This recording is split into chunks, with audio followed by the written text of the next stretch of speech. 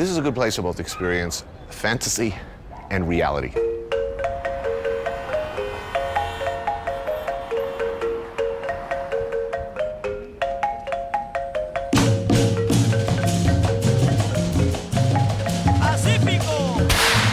Beer, explosives, and food? Can't beat that.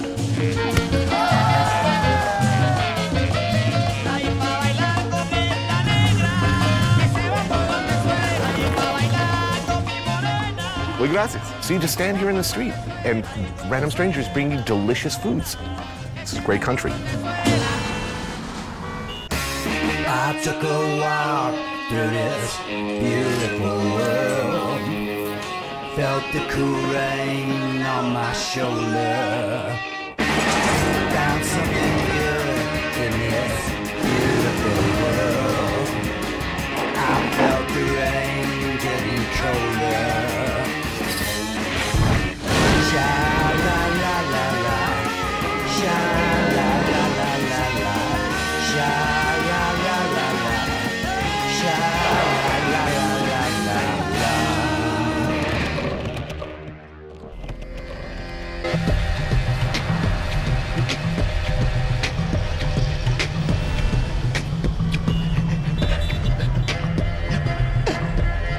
Colombia. Ordinarily, and for all too many years, when this country makes the news or appears in a film or a television drama, it's not for its looks, which are, I should say right up front, spectacular. It's not for its people, who are, everyone I've ever met anyway, warm, proud, generous, and fun. Or for its food, which is truly great. I don't know what this is, but it's good. Food in this country, excellent.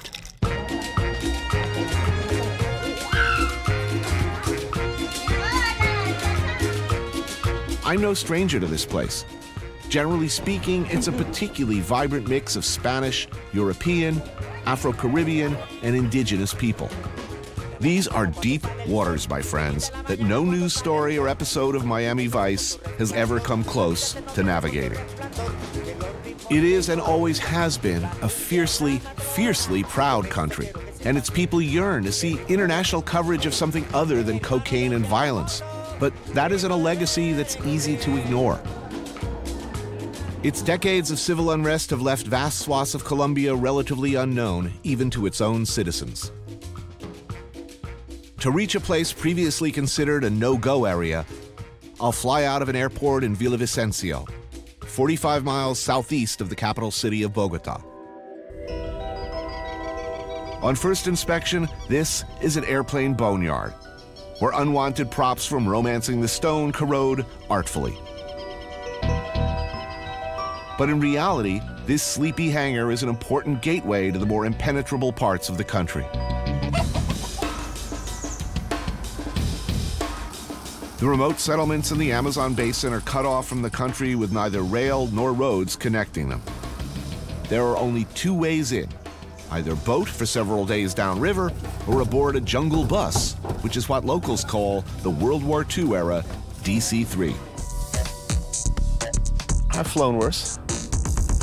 I've been brought here by Pablo Mora, a teacher at Medellin University and a particular enthusiast for this classic of Golden Age aviation. You've taken this flight before? Yes. Every time I have a chance, I come here and fly one. It's a romantic thing. He sees the work that these hulking great airships and their pilots do as daredevil humanitarian missions for the more remote Colombians. They have an in-flight movie. No, no, no. Nor first class either. What? No, no.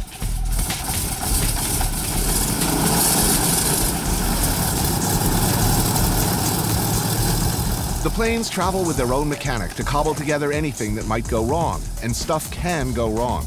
The risk is that we'll be able to land but not take off again. So this guy is our return ticket out of the jungle.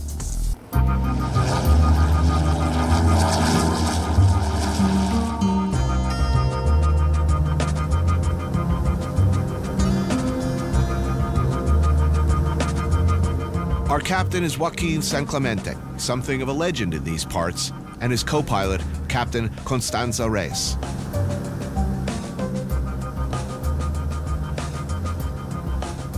It's mystical, you know, and they develop this sensibility with the plane.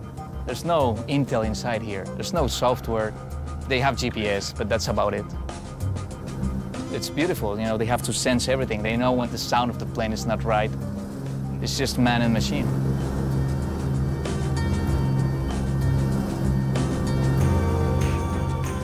The weather is the big unknown around here. It's changeable enough to ground planes in remote places if they hang around for too long.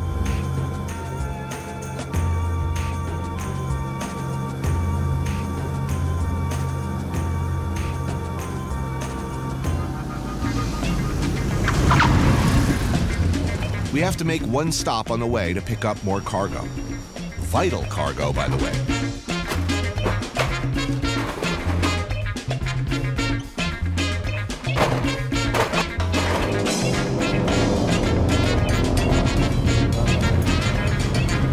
The land we're passing over is beautiful and lush, but the life for those below has been anything but. Colombia seems to be trapped in a vicious Embark has circle. used the territory as a haven for kidnapping and drug. Until recently, most of the news coming out of this part of Colombia was not good. It was a front line in the war on drugs, for lack of a better term, and Colombia's long struggle with the FARC, a Marxist guerrilla force financed by drug trafficking, kidnapping, and covert assistance from Venezuela. 50 years of very dirty war. The stakes not about drugs per se, but about the ability of ordinary Colombians to live without fear.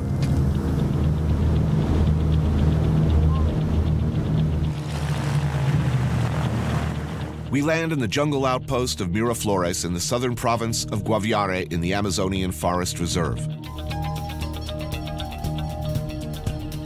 The heavy presence of army and special police is a result of its strategic location and recent history as a one-time center of coca production.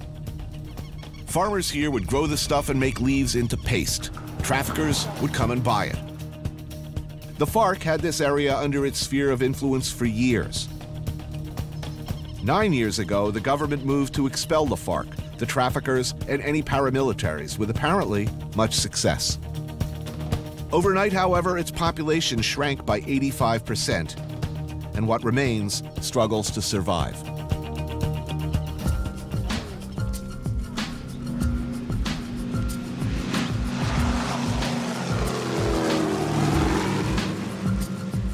So the people here, you're telling me either were born here, or Most of the people came from elsewhere. At the beginning, in the 1950s and 60s, they were escaping from the violence, from the political violence between the two parties in Colombia. so if you were having problems in the city or in wherever you were from, you came out here. Yeah, So what did you do for a living out here? cattle and doing some agriculture. And after that, the drug trade began and everything with the coca plantations. And This climate's good for it? yeah, it's very good.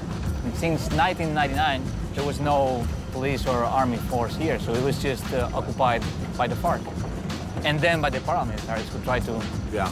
So that's when the real violence began. So really, the problems in this country pre-existed the drug trade.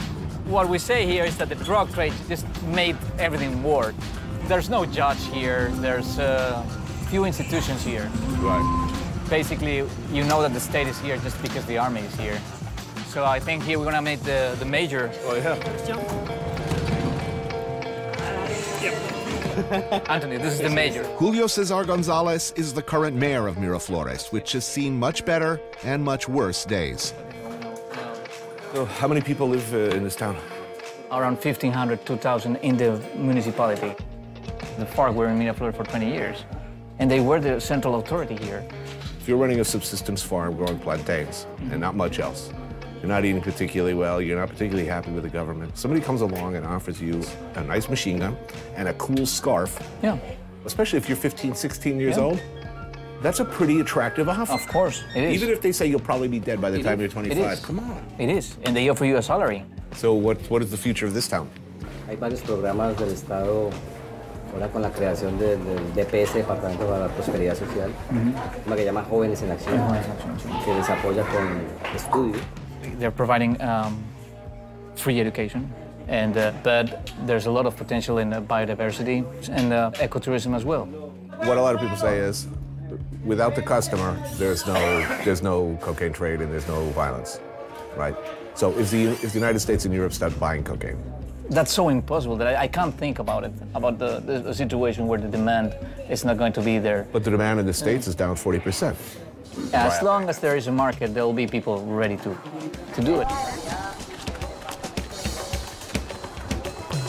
The United States spends how many billions of dollars a year paying for guns and uniforms, training, etc. Where should they be spending it? I would say that the help is very important, but more important is to end the war on drugs. It's just, it doesn't work. Here's my problem. If crack didn't exist, I would absolutely agree with you. But as a former coke addict and as a former crackhead, that is a problem. The thing is that people think that if you think that drugs should be legalized, you're saying that they're good. No, we're not saying that. But we're just getting rid of one problem. The problem that the major has here. You're also freeing up a lot of money that you could divert. Yeah, we have two problems. I'm with you, I agree. One is drug addiction and the other is drug trafficking. We can get rid of one. We're not going to get rid of the other. We have to deal with it forever. It's a beautiful country. The people here, everyone I've ever met has been really nice. Even the bad guys, charming. Yeah, that is true. The food's delicious. Problem is, the United States will never legalize drugs. It will never happen. Complicated issues. Yeah. So the good people of this town can thank us for bringing in their fresh supply of poker, cerveza, poker. Think nothing of it, gentlemen. It was really our pleasure.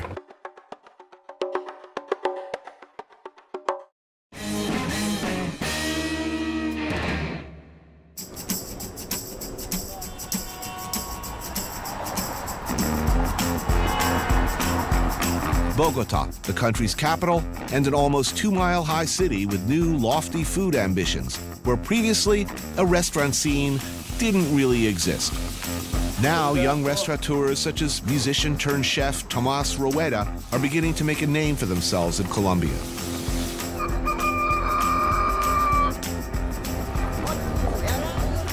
Stop, please. This is Palo Quemado. This is one of the biggest markets in Bogota. I love this place. It's very beautiful, the colors. My mom come here to buy flowers, my grandma also. Did I mention that this city is over 8,000 feet up? Hence the altitude sickness I'm feeling. Not good. Tomas comes here a few times a week for an early breakfast, which I'm hoping will make me feel better. Palo Quemado Market has been running in one form or another since the 1940s. This place is huge. Want some juice? Yeah, what do you have? I love it, orange juice with carrot.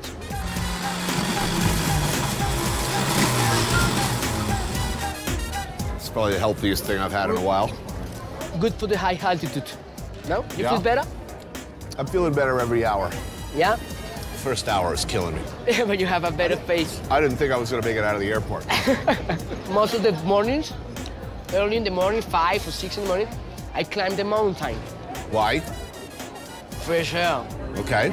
You have to come with me. Hell no. Ain't happening.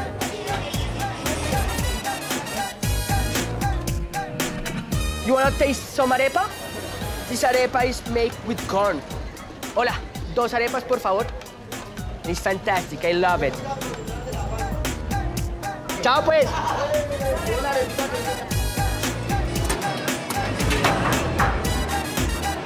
Tucked away in the back corner of the fish market is a place that serves breakfast to the market's workers and shoppers. We're talking beef short ribs simmered in an oily broth with potatoes, salt, and scallions. Tomas swears by this stuff, a traditional breakfast soup from the Andean region. There we go. Te tengo. It's okay. Gracias. Do you like chile? I do. Gracias. Sí, el ajicito nada más. Yeah, now we're talking. This is perfect when you have a good party last night. I was just going to say, this is hangover food. Perfect. I know hangover food well, and this is good. It's a nice hunk of meat in there. Yeah. Good broth. Yes. Stock, good. So what's this dish called? Beef stock, caldo de costilla. Broth of rib broth. Yeah, it's a rib. Yeah. Yes. With potato, of course. Everything with potato. Caldo de costilla con papas. Costilla, exacto. Very good Spanish. I don't speak Spanish. I speak a little Mexican.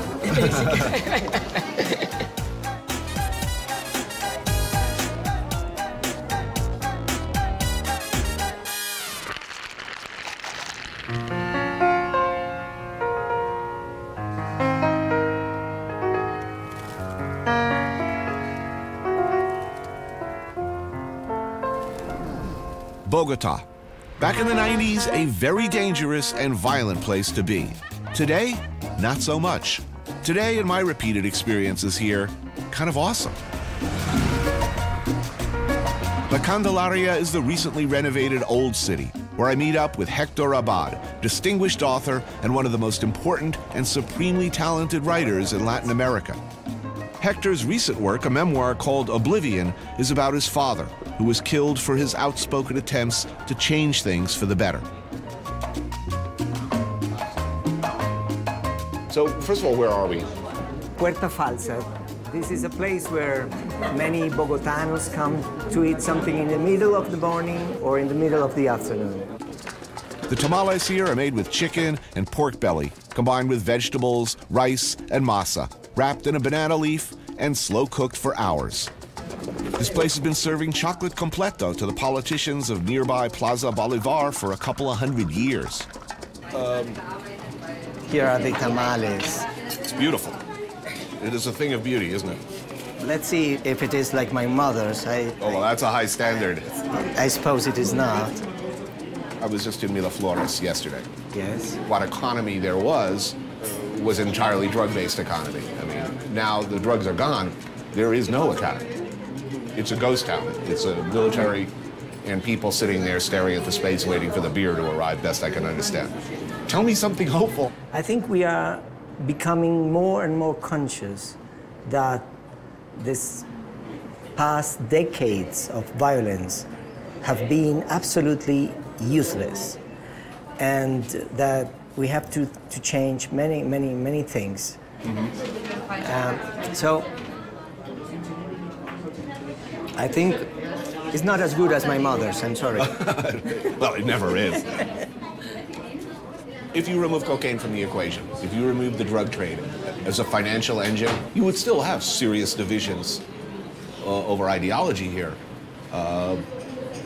Is that improving? Things are changing in a good direction, but very slowly, I think.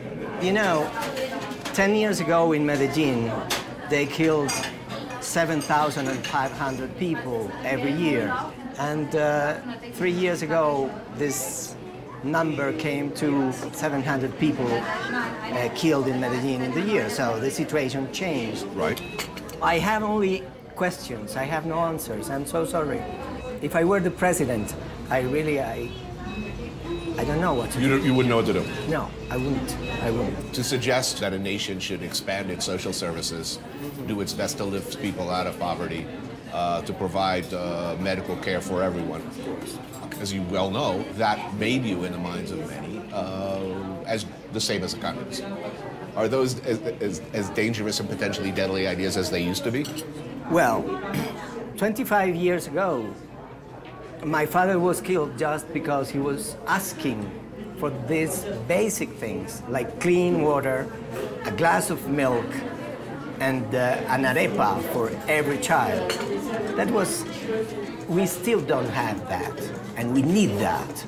Now, we in Colombia, maybe we are trying. I think there are some people here, even in the government, who are working for that.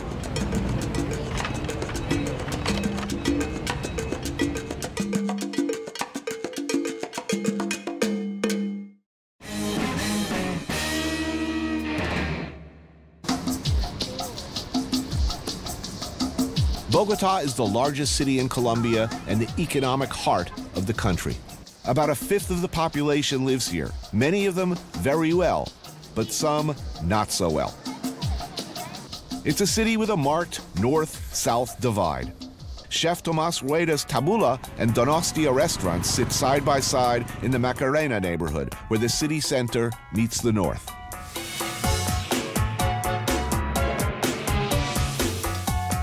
The lunch Tomas is serving us here at Tabula is defined more by high-quality fundamentals than by high-concept theories. If there's a theme here, it's that ingredients this good, meticulously prepared, are the essence of great eating. It's a beautiful space. So, how's the restaurant business in Bogota? It's a very good business. A lot of people with money, they don't know how to cook. Nobody cooks at home. Maybe their cook does, so they eat out a lot? Yeah, it's a new part of our culture. Everybody wants to go to restaurants. So 10 years ago, 15 years ago, what, traditional casual food? Yeah. A few fine dining, you know, white tablecloths serving what, French or continental or Italian, but this is new. Yeah, it's a new stuff, it's a new business, it's a new world. But I think the two great values from Colombia food, the mixtures of the culture, yeah? Right. Black people, Indian people, white people. That mixture is beautiful. And the other one is all of this region, all the mountains, all the valleys, all the rivers, all the sea. We are like a big farm, a beautiful farm to send all these products to the world. I believe more in a beautiful carrot than a great recipe, yeah? Right.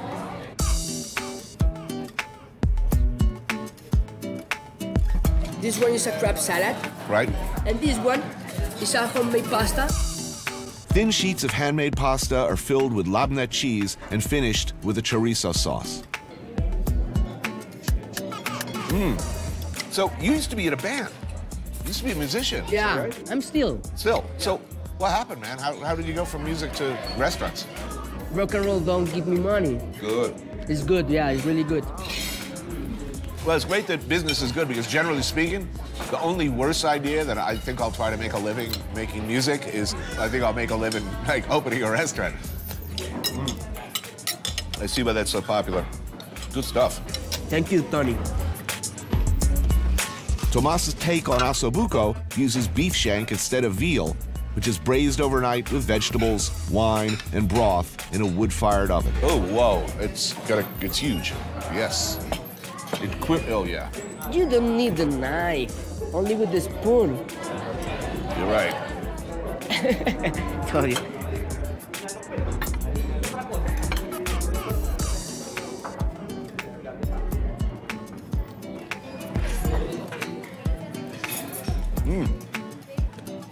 Now, do you cure this first in salt or No. dry it, salt it? No. Just fresh into the... Yes. Delicious. So you're never getting this off your menu. You'll have to keep this on your menu forever, right? Forever. Yeah. Oh, the best part. Mama didn't raise no fool.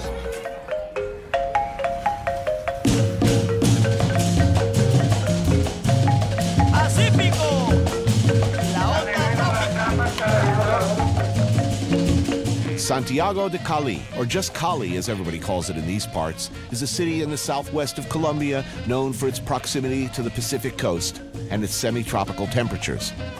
But I'm not really here for the climate. I'm here for tejo.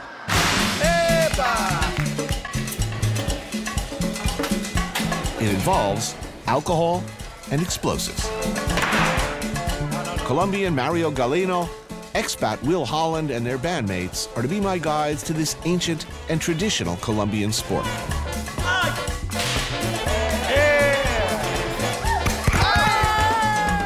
Thanks, man. How do you play this game? I guess that's how it's done. What do you call this object? El tejo. El tejo. Tejo. Hence the name of this. Exactly, tejo.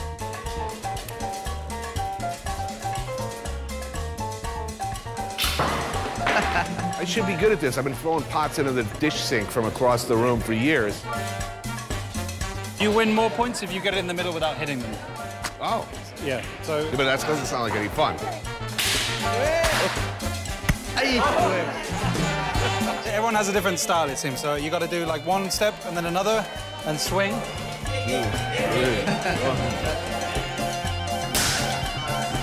I didn't think that style's gonna work for me. After some early success, it turns out we all pretty much suck at this. Not enough beer, that's my problem. Time to bring in some outside muscle. We're gonna mix in now the experts. Ahí nos vamos turnando entre todos. Who am I with? Over here. I'm over here with these guys. Whoa! Por la ventana. See you on my team?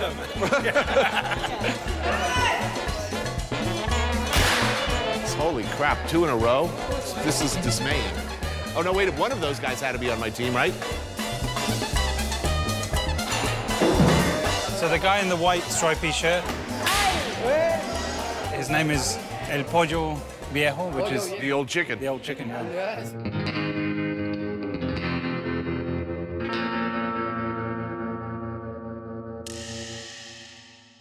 I need a poultry name. He's calling himself the old chicken. I shall be the enormous cock. Chicken dude is killing it. Yeah, he's every time.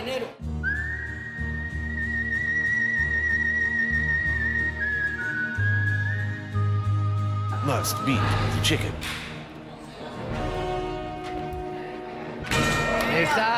That's what I'm talking about. But I wanted something to blow up.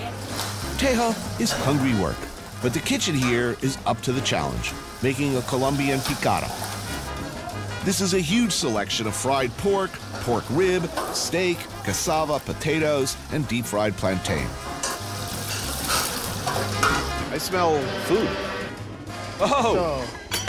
Oh, thank you. Oh, that's good.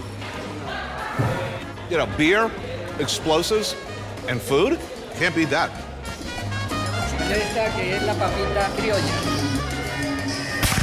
Yes! Nice.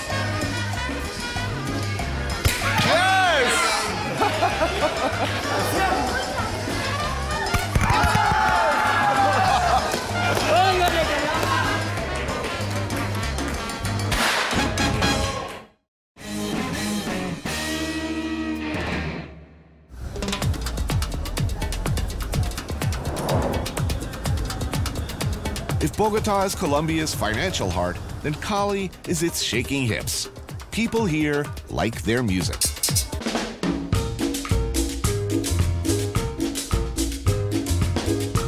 My Tejo buddies, Mario and Will, are the founders of a collective called Onda Tropica. Their idea was to reinterpret the tropical music heritage of Colombia. What often sounds like salsa in style is actually cumbia.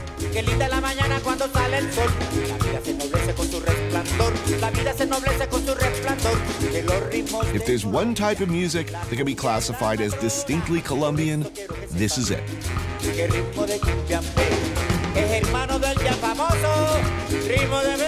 Cumbia draws on the music of the African, indigenous, and European mix that makes up the country. So Will and Mario created something a long way from the pop music that's a staple here. They brought together musicians who'd been famous on the cumbia scene in the 50s and 60s and matched them up with younger counterparts. As if the impressive amount of fried meat we ate at the Tejo Courts wasn't enough, we go for dinner at one of the band's favorite spots. The recording that we made, which we did for 3 weeks in Medellin, had 42 musicians, so it was a big sort of ensemble. And there were musicians from, what, I think the youngest was 25, maybe, and the oldest was 82. So, old school and new school mixed, is that an oversimplification? Yeah, that was the idea, like, so we can meet, not only doing music, but like also exchanging lots of like information about how music was made, how music was recorded, right. What was the spirit of the music. So that's the idea, it's to get back to the roots. First up, the Cali version of ceviche. Cooked shrimp slathered in mayonnaise, ketchup, and Worcestershire sauce. Essentially a 70s shrimp cocktail. Where? Native to the mangroves of the Pacific coast, the piangua mollusk is a staple used in everything from tamales to stews. So it's rice and like a concha, some kind of the mollusk. It's not a clam. Ah, it's like a rock mollusk, pretty much. It's delicious. Wow. So this is like pilau, specifically from the Pacific. This is pargo rojo, like red snapper. Steamed shrimp. Oh, very cool. And some nice green tomatoes. You always find them, patacones everywhere. Patacones is... plantain, like a big plantain. With all of this food, you have to accompany it with some beach. Yeah, I'm learning that.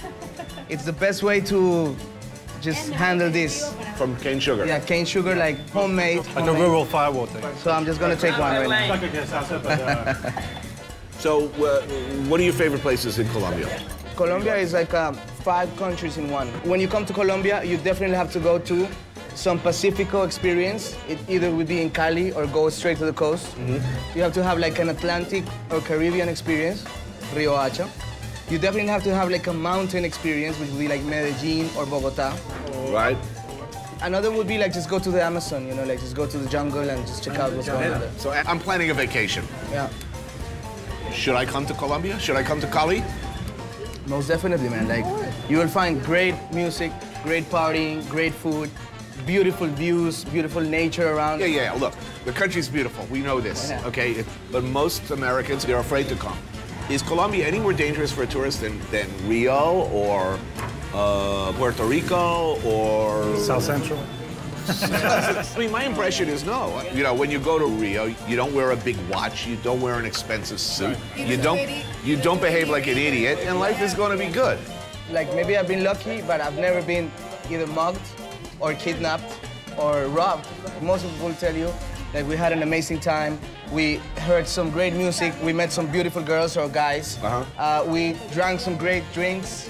And we just hung out and we went to the beach and it was great and we want to come back, you know? I mean, there's a lot of heart here. People feel very, very deeply about things. It is the most welcoming country in Latin America that I've been. Salud, salud, salud, salud, salud.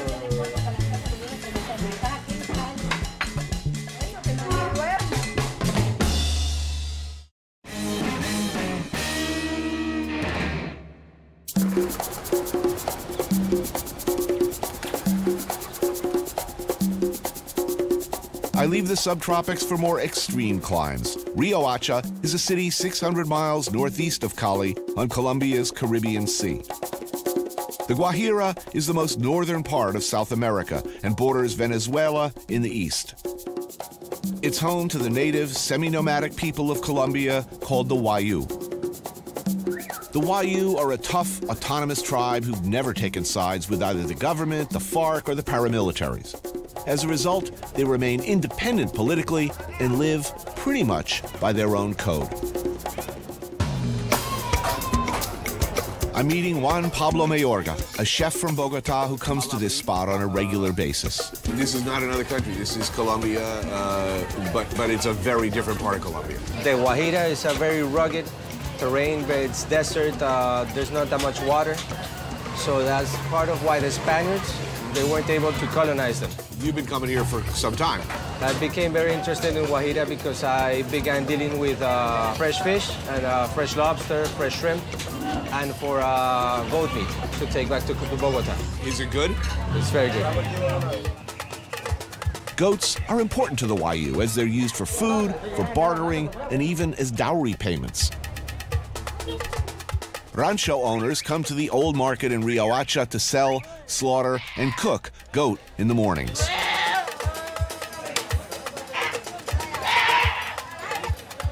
Today we're having frichi. Frichi is a traditional dish from the Wayúus. It consists of the tripes, the heart, the intestines, the offal of the goat. So it's pretty fresh because they slaughter them back here. And this is where the Wayuu women cook it. So this is really fresh and traditional. So this is breakfast? This is breakfast for them. The frichi.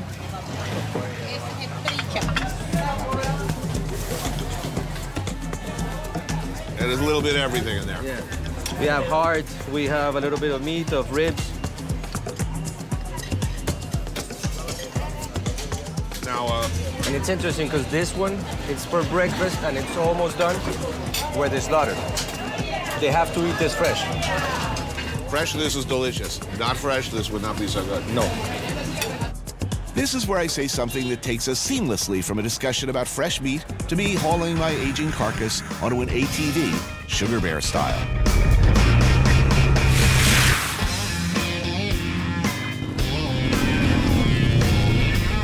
Tribal members of the Wayuu have dual citizenship and could cross the border into Venezuela to live or trade there whenever they need to. Luckily for us, it means that cheap gas is easy to come by in these parts. There are no stations as such, you just keep an eye out for the cans. Most of this gasoline is from Venezuela. It's extremely cheap. I think it's like 50 cents a gallon. The government subsidizes a lot of it. They're able to buy Venezuelan gasoline and sell legally Venezuelan gasoline in Colombia. Having taken on as much gas as can be mouth-siphoned in one sitting, we're off again.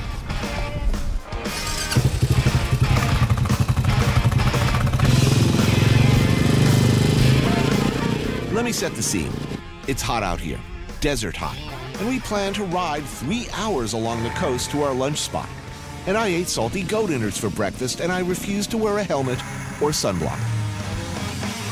We avoid wild donkeys and goats and get lost more than a few times. So a little heat stroke leads to a lot of horsing around, and we decide to open these puppies up.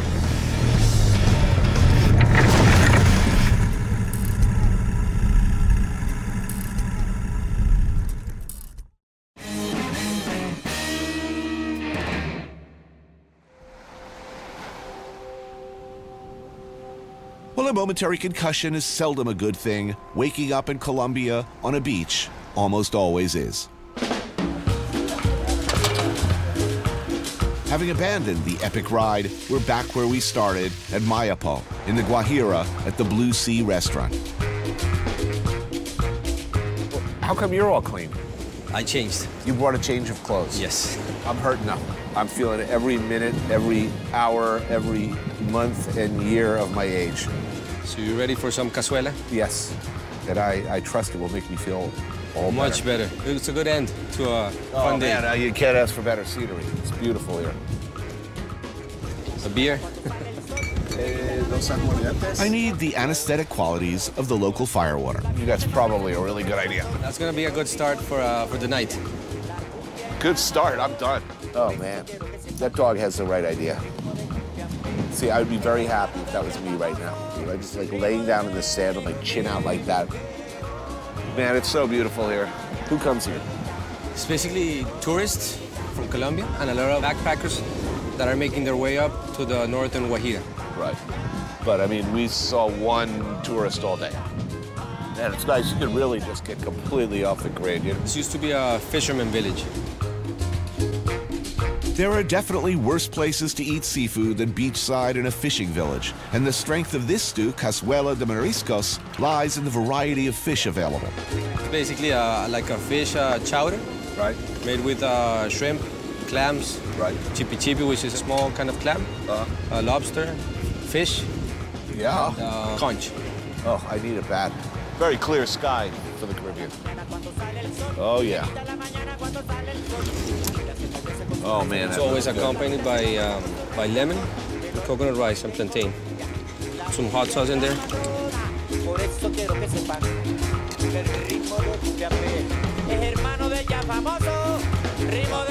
Some good food, a few shots of aguardiente, the sounds of waves in the background, a nice sunset.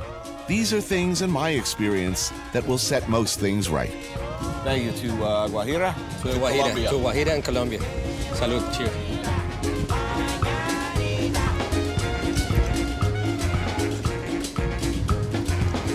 We had good fun. We had good fun. Cheers.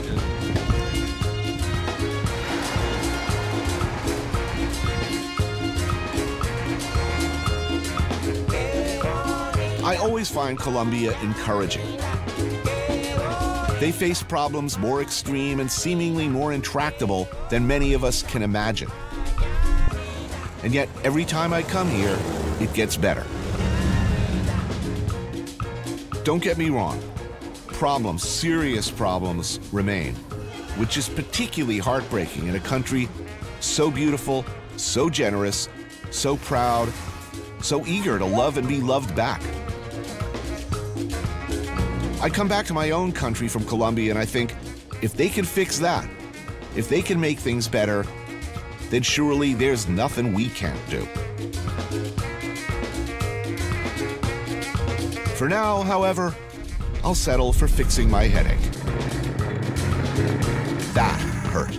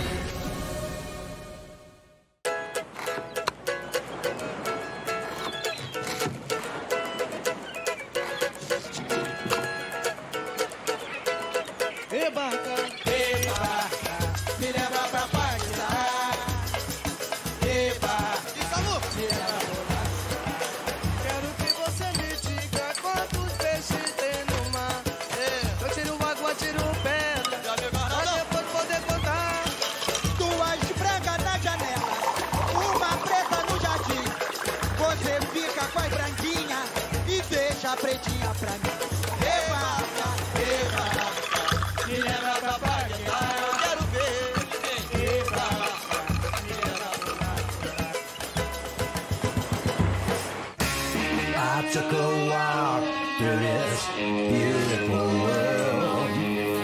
Felt the cool rain on my shoulder. Found something good in this beautiful world. I felt the rain getting colder. Sha-la-la-la-la, sha-la-la-la-la-la, sha-la-la-la-la, sha-la-la-la-la-la.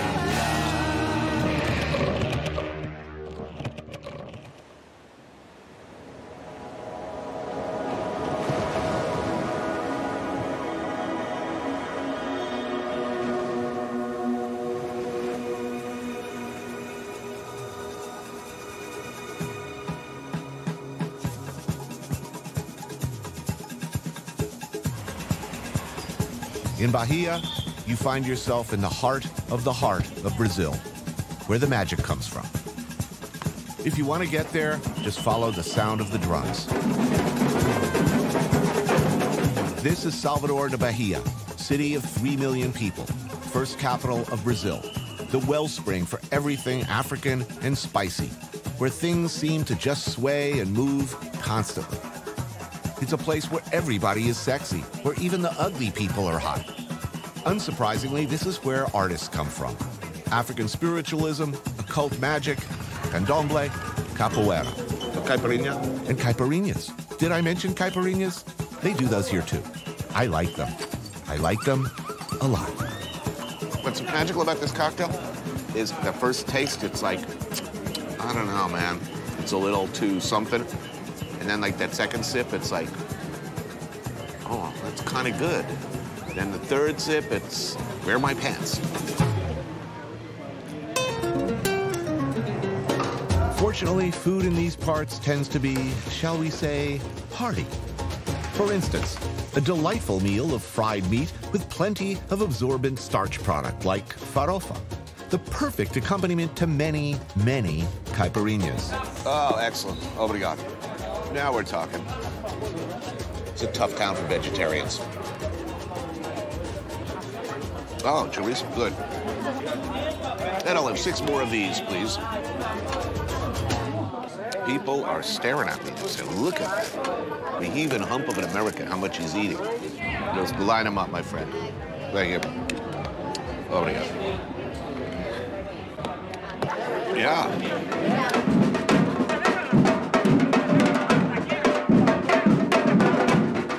So nice walking around here. The audio component's really amazing. There's always drums somewhere.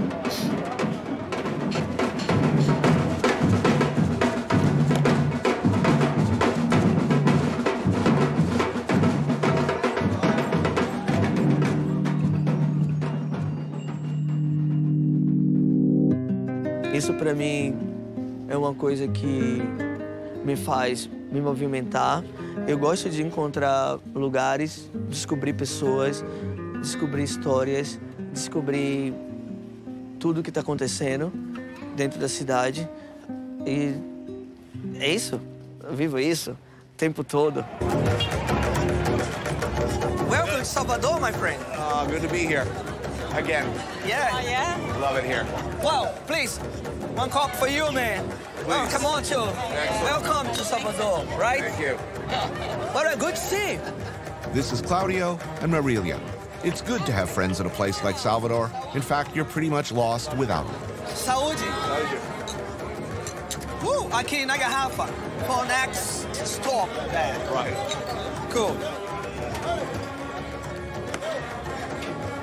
Tuesday night in Palo. Yeah, man. And the Tuesday night is very interesting. Many people come to church first. Right. Next, going to drink around, right?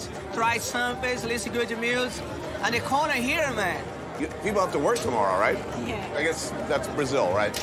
Yeah, it's Brazil, but you have this kind of behavior Right. here in Pelourinho, but not in whole city. So how different is Salvador from Rio and Sao Paulo? Man, Salvador is a mother, you know. The music here, the candomblé, the architecture, this area is amazing, man. It is. It's amazing. And then for eat, drink, history, memory, anything. Pelourinho, Pelo for short, was Salvador during the Portuguese colonial period.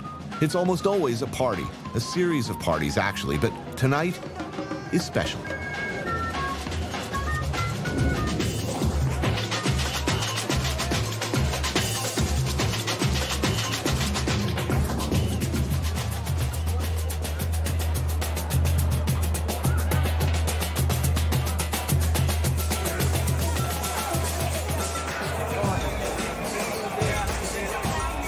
Oh, look at the smell, man. Smells good. Yes. Oh, that's good. Is that good? So where to next? Go to the stairs. Yeah. I like to bring in you today because coming here, people everywhere. This is our free party. You can dance, you can drink your beer everywhere. It's good to see the show inside. It's amazing. Woo!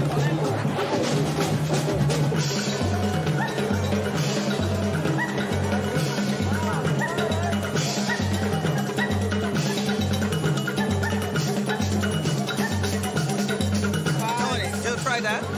What is it? It's a cravinho, clove and a mix of honey, lemon. Alcohol? Yes. Alcohol of unknown origin dispensed from atop the head of the stranger? Oh, that's good. That's good? Mama always said that was a good idea. Viva Salvador!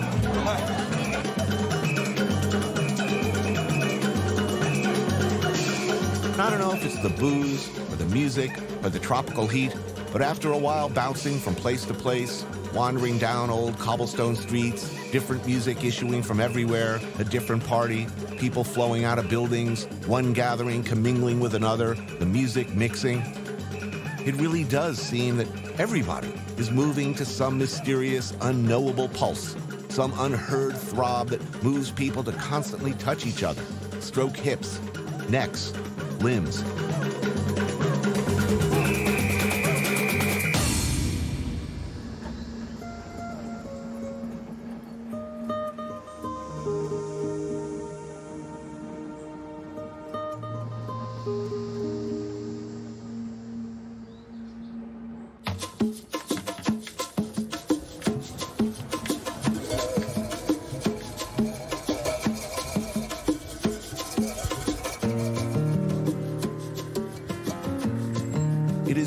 To know that of over 12 million Africans dragged, ripped, and kidnapped from their homelands, nearly 5 million ended up in Brazil. 1.5 million of them in Bahia alone. Pelourinho became the locus of a vast infrastructure of plantations and the slave trade that powered them, making this city in northeastern Brazil the most opulent in the New World. Pelourinho, it's worth pointing out, gets its name from the whipping post.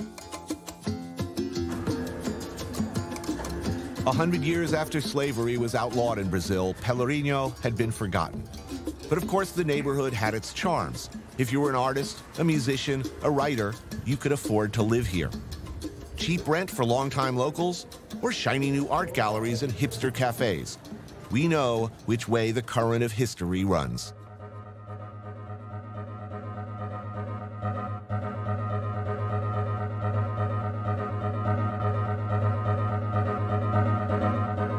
Eu vivo aqui pensando como sobreviver.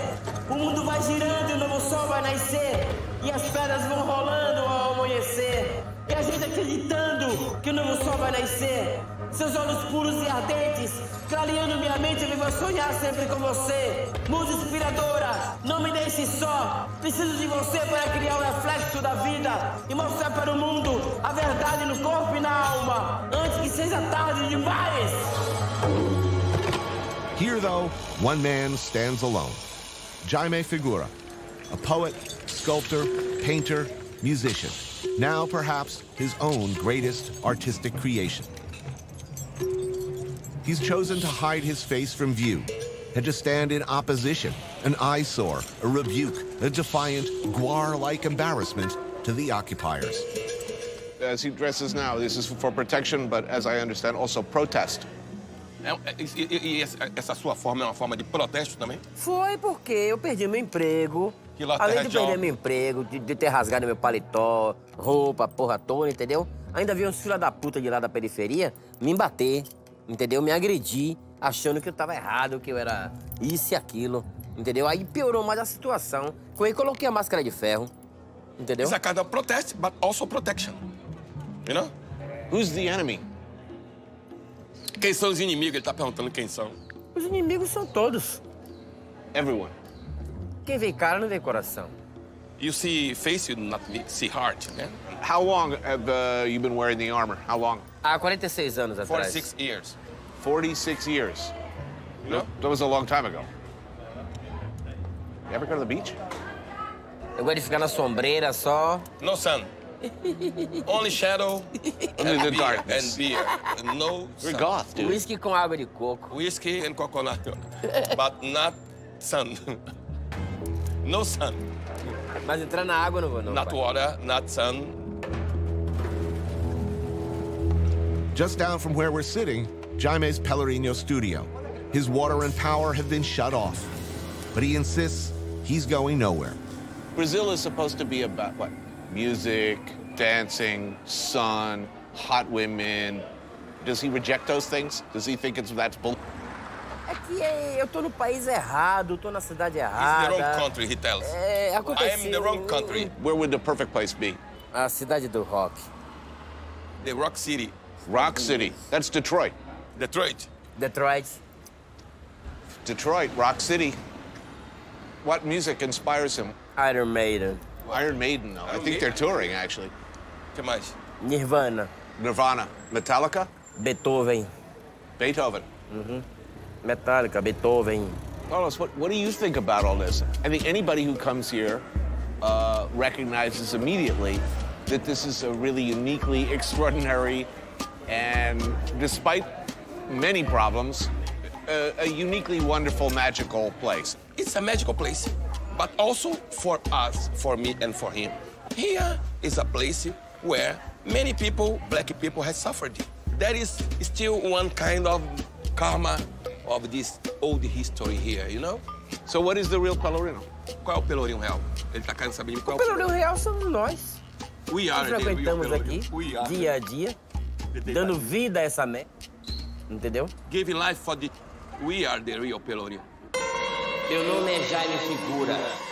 Eu estou aqui no Pelourinho, na Babilônia, a nossa Babilônia, que ninguém vai tomar. É tudo nosso. Na verdade, eu gosto de vocês, entendeu? Só que tem umas pulguinhas que ficam me enchendo o saco, atrapalhando a minha vida, entendeu? Mas eu tô aqui pra fazer meu rock and roll e meu lugar é aqui, no Pelourinho!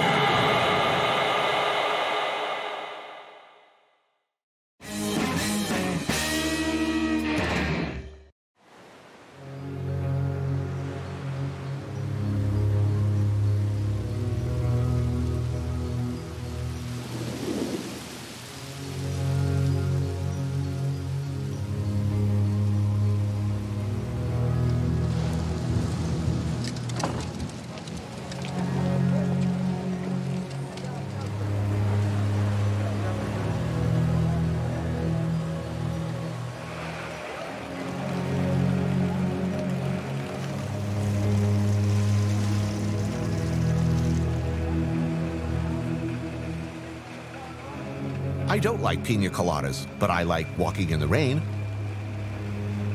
I like wandering through markets as much as the next guy, but what I really like are neurotoxins. In Japan, they call it fugu. Yeah, its eyes, ovaries, and internal organs are just packed full of varying amount of toxins. And some hysterical ninnies will tell you that tetrodotoxin present in the blowfish is 1,200 times more potent than cyanide.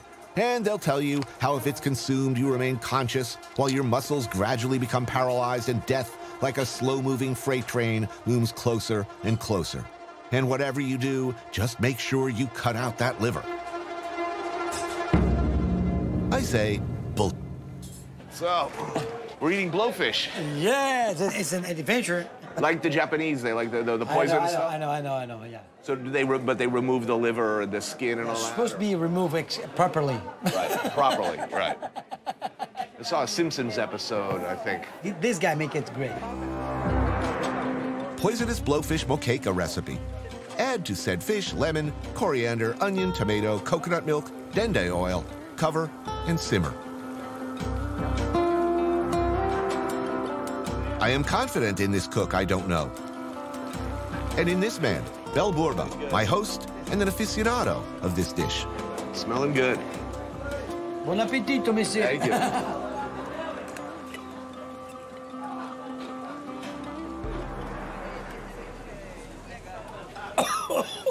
There's a lot of pepper, huh? Oh, yeah, good pepper. Nice and spicy. I can't feel my legs. Is that a bad thing? Bel is an artist, after all, a very famous one. So he knows about neurotoxins. He comes from a long tradition of artists who have found inspiration in Bahia.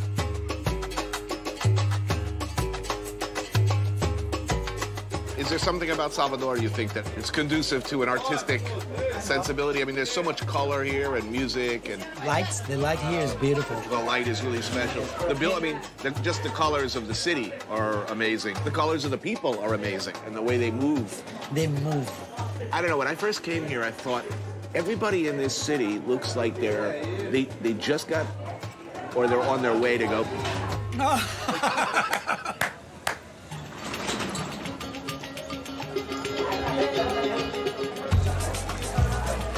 So this was the Central Market back before supermarkets. This is where everybody did their shopping, right? Oh, yes. You know what? This is the real Brazilians here. The real Bahias. Right. This place is the intestine of the city. They sell shrimps and stuff here, oil and stuff. This kind of oil we call dende, palm oil. Oh, yeah. Whatever, however you want to call it. And I love the dende oil. You know, it takes some getting used to. The first time I was here, you know, you eat it, you shit like a mink for hours afterwards. But now, no problems. I've been eating this all week, loving it. Around your 5th time in Brazil, You're developing resistance, man. Yeah. Oh! Now you're sure it's good. There you go, buddy. Hope you like spicy. He's a Brazilian cat. He's got to like spicy. Oh, muito obrigado, meu amor. A little cachaça? Yes. Told you.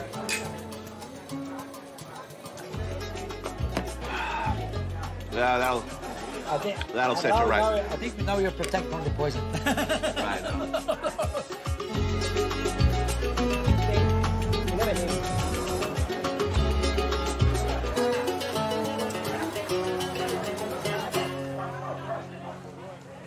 We're coming up to the World Cup, and I think a lot of people are going to be reading about crime and all of that. How do you think it's going to go, the World Cup? Disaster, or it's going to somehow work out? I think it'll be a success. It'll be a successful. You think it'll be a success? I'm sure of it. Salvador is one of the host cities for the 2014 World Cup. A huge stadium has recently been completed, but a lot of people are worried, concerned, if Brazil is ready. I've been told thousands of prostitutes are studying tourist-appropriate languages in preparation. So probably a lot of people are going to get laid, a lot of people are going to get robbed, a lot of people are going to get laid and robbed. Have you ever been here in Carnival? No. It's well, that's the World Cup beside Carnival. And that works out, right? That's not a slaughter fest. It's a breakfast. Right. I think it happens, but it works. I think Salvador in particular is a place where May I? No matter, thank you. No matter what, people should come. Even people who are afraid to travel, who said, oh, well, but I hear, no, you know what? This is, live your life, man. Come, you should not miss a place like this. Because there aren't a lot of places in the world that even come close to this. Look, our food. We are today. I invited you to have this dish. We're not going to die because I'm pretty sure we are not born to die. Yeah, I'm pretty sure Mr. Muffin Stuff over here is going to suddenly jump on me, start clawing my face. If the poison was active, she was dead. Ooh, I didn't think of that. My little, I shall call you Canary. We are not born for dying. No.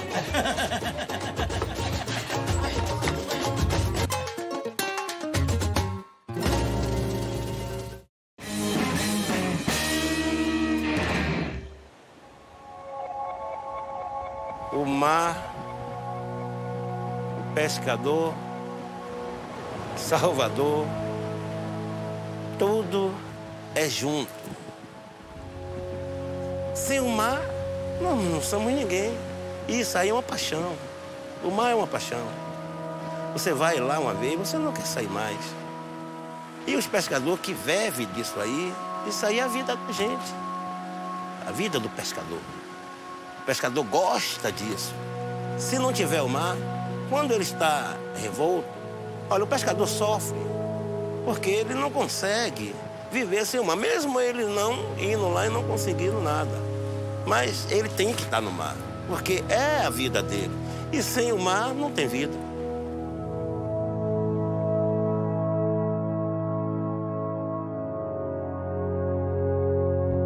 The Bay of All Saints, a vast natural harbor, allowed Salvador to prosper. Tucked along its shore, if you look hard enough, you'll find a small grouping of shacks roofed in corrugated tin. This is where a local fishermen's association brings their catch to sell to wholesalers and then relax after a long day on the water. Catch of the day, the prized big red snapper. Rub with sea salt, lemon, olive oil. Grill over charcoal. Enjoy view. So everybody here is fishermen? Todo mundo aqui são pescadores. Pescadores, profissionais. Pescadores autênticos. Meet Maloka, a very special guy.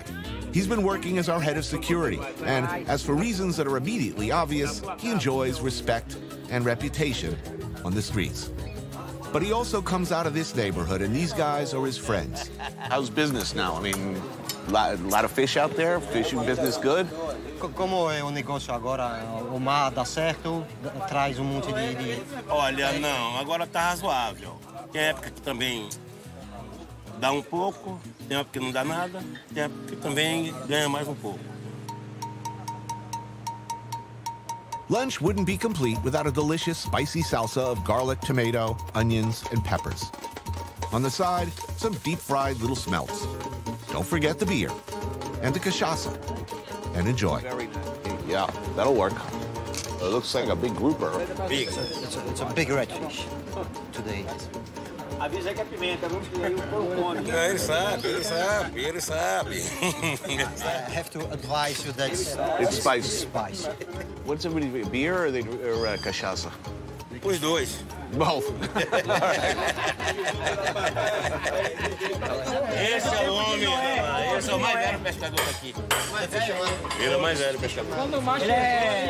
Still working? O senhor ainda está trabalhando? Ele vem da pescaria agora. Trabalha mais do que todos aqui. You work more than all of them. Não reme com a língua. They use a line or net? Linhas ao mão. Hand line. Mais simple is just the hand around a piece of wood like that. Right. And take like that. They don't cut the hands? Always cut the hand. Fishing anywhere is hard, and the way these guys do it particularly hard. Mostly hand lines from small boats.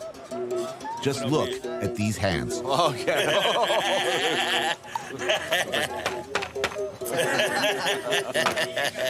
You're a hard man, literally. Você pode comer ou... Estamos esperando por isso.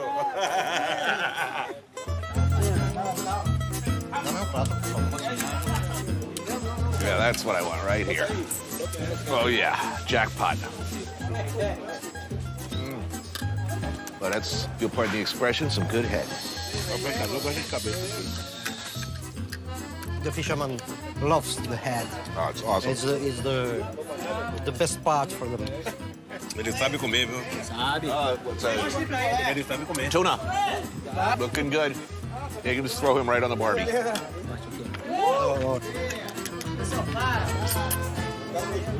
Man, it's a good piece of fish. Beautiful.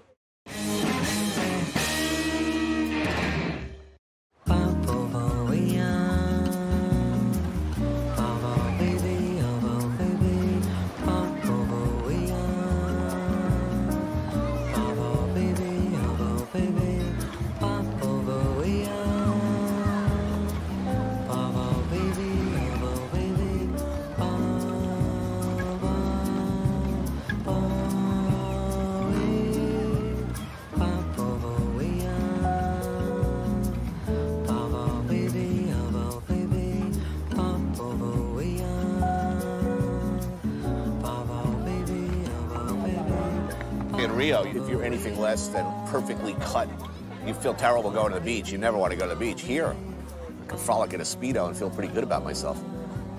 They let it all hang out here.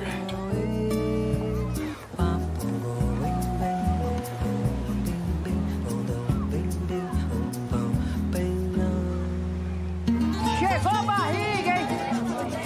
Olha que eu já topava Arapuã, uma viagem pra mim, leite de camelo com pão da Índia, hein? Caipirinha? Ah, the caipirinha man. This indispensable icon of Brazilian beach culture is known to start with fresh lime. Muddle and mash with more lime juice, sugar, ice. The magic ingredient, cachaça. That's basically the distilled liquor of the sugar cane. Shaken, not stirred, and you got yourself one of the world's truly great cocktails. A utility beverage good for any time of day or any social occasion. Very satisfying.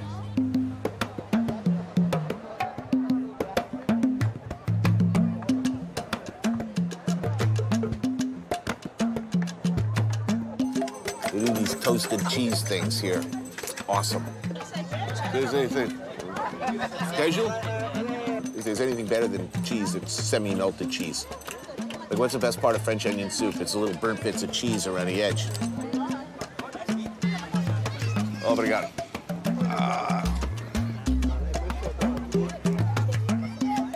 Oh, yeah.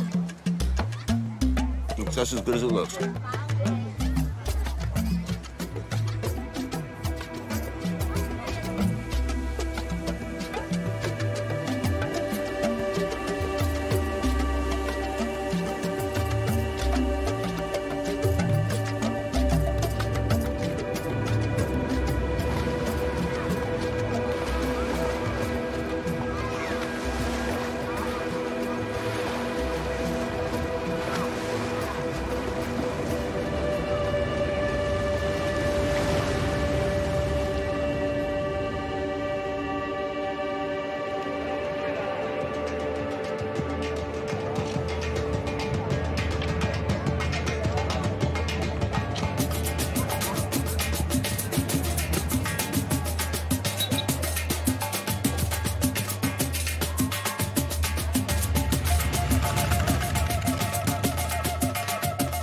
Look at this line.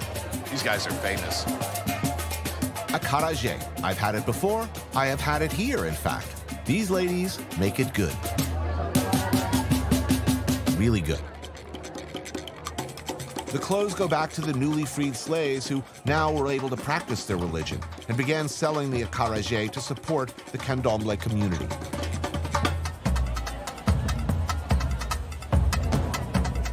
What is acarajé? Behold, a paste, a batter, a falafel-like wad of smushed-up black-eyed peas, seasoned with ground-dried shrimp and onions, deep-fried till crispy and golden in some chili-spiked dende oil. Already, if you're a rookie, you're guaranteed some quality time on the porcelain bus real soon. On the top, you got your vatapá, which is sort of a shrimp curry paste, and your tomato salad. Your fried shrimp, your camarão frito, a must. All right, beautiful.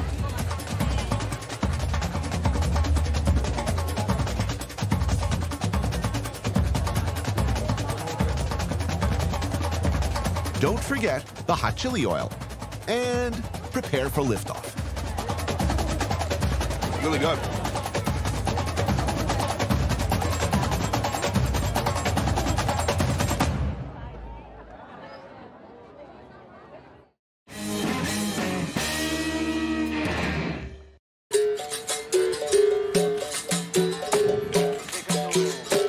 When millions of Africans were taken by force to Brazil, the traditions, the musical roots they had, instruments they played, their gods, and their food came with them. In the days of slavery, you had to hide that stuff, whether it was your religion or your self-defense skills.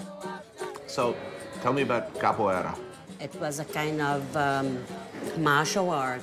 But in the beginning of 19th century, capoeira became more like a game, and the music instruments were associated to the fight.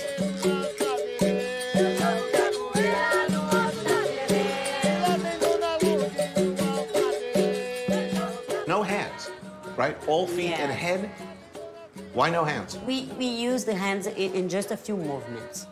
Where did that come from, and why do you think that became... Some people say that this is inspired by the animal movements. In a recent study observing the comparative destructive power between kicks from various martial arts of karate, Muay Thai, and Taekwondo, it was capoeira that packed the most ferocious impact. The colonial masters knew this and made it illegal for much of Brazil's history. Today, maestras like Janja and Paulinha teach capoeira in classrooms and on stages. Originally, it was a male-dominated activity. When did that change? Since the 60s, Master Janja and me, we start our process in the beginning of the 80s. Right. And nowadays we have hundreds of women practicing capoeira. What was it like in the beginning? From the very first women who did it? Mothers or fathers or the family, right, you know, said that, well, capoeira is not for women. Why you decide to do this? Afro-Brazilian cuisine is the result of many, many years of cooks experimenting with African and Portuguese dishes combined with local ingredients like seafood, chilies, coconut milk. This is Angelica's house, open one day a week as a restaurant serving her unique style of Bahian dishes. Beautiful. Wow, look at that. Looks very good. How has being a master of capoeira, how has that changed the rest of your life? I think it's changed a lot. Women in general, they don't learn to fight. Learning how to be involved in real fights, game and fight at the same time. We became more prepared to be involved in symbolic fight. And in our society, the women, they are not so well prepared like men.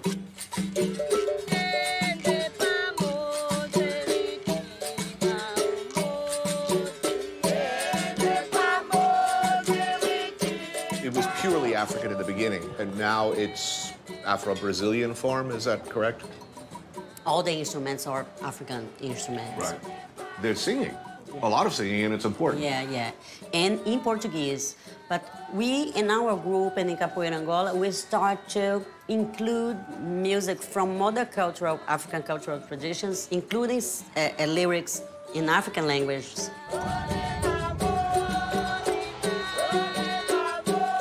All of the things that we look at as Brazilian, from outside, looking in, the cuisine, samba, all of these things are very African in origin. And this is kind of where that all started, yes? I mean, I don't want to say it's the real Brazil. Everyone looks at Rio as the postcard Brazil, but here it's really, you feel it, those things. It has to do with this big concentration of Africans since the beginning of the city. It's different.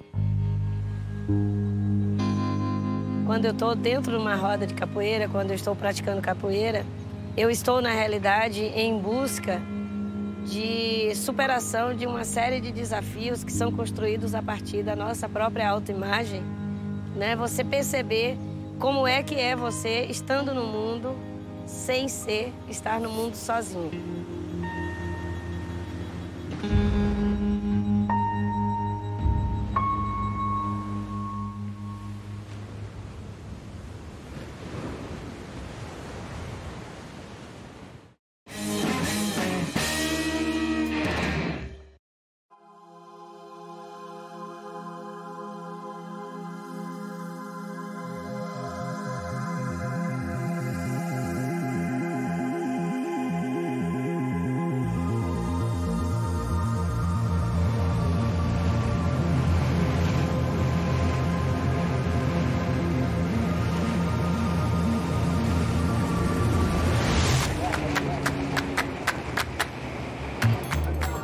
If, say, you found yourself in Brazil and had the chance to hire a boat, head for the beach with a bunch of new friends, bring along a skilled mixologist expertly trained in the fine arts of caipirinha making, why wouldn't you?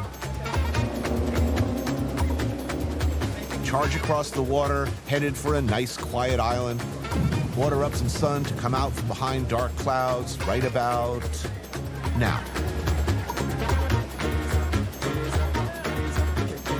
Sometimes cliches are cliches for a reason, because they're good ideas to start with, which is why people keep looking for them and doing them over and over.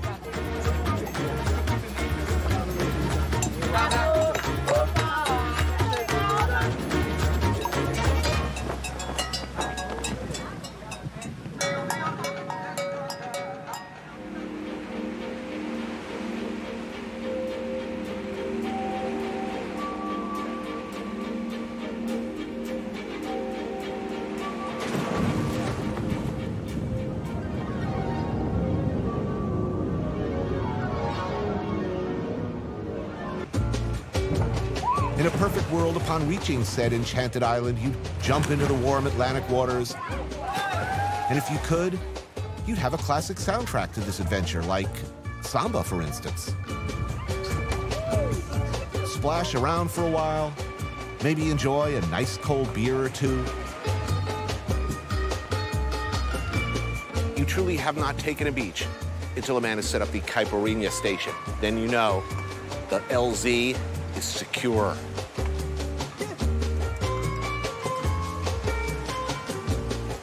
I love nature and caipirinhas.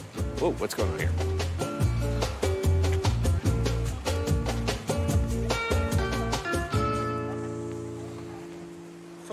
Caipirinha. Please. Sweet.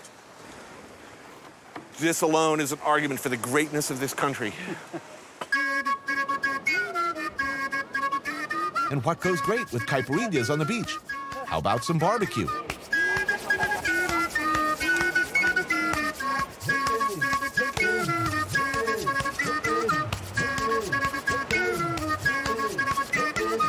You eat it with the shell here, by the way, unless I'm mistaken. Please, Morrissey, don't eat me. Look in your heart.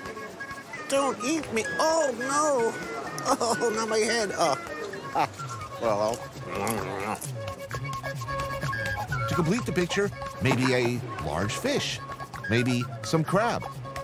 You know, anytime you get your Chinese, your Brazilians, and your Italians all agreeing on something, it's pretty clear it's a really good idea. Everybody agrees that this complicated-looking creature with all those troublesome shells is worth the work. So you tear off the little limbs. We'll get to you later, my friends. Rip out the tail.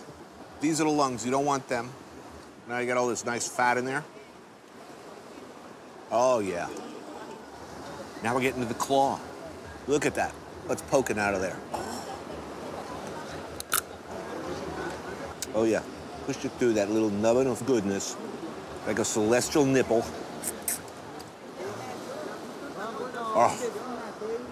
When people started demanding boneless stuff, like chicken without a bone, or crab meat without the actual crab, or lazy lobster, that was the beginning of the erosion of our society as we know it. If you're not willing to work for a payoff like this, how do you expect us to, like, fight Al-Qaeda if you can't suck the meat out of a crab. A character builder and delicious. And if your perfect day really did happen, you'd probably let yourself be swept away by liquor and good food and gin-clear water, while all around you, horny Brazilians casually fondle each other, get all dozy, and fall asleep.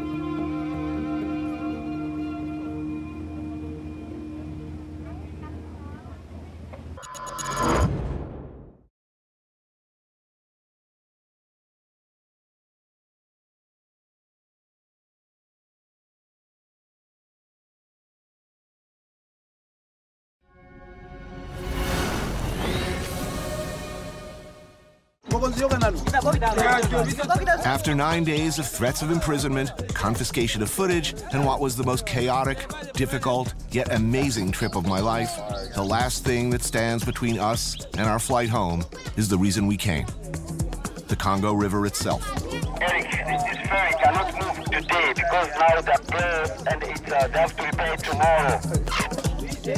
The UN truck just said he's been here since this morning. I've had times where I've been held up for days. What's up, Freddie? To start the engine. They're starting the engine. Awesome. It just broke down again?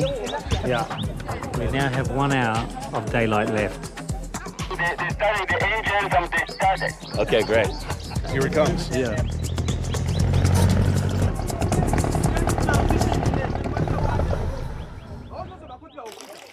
You learn quickly. In Congo, things change at a moment's notice. Welcome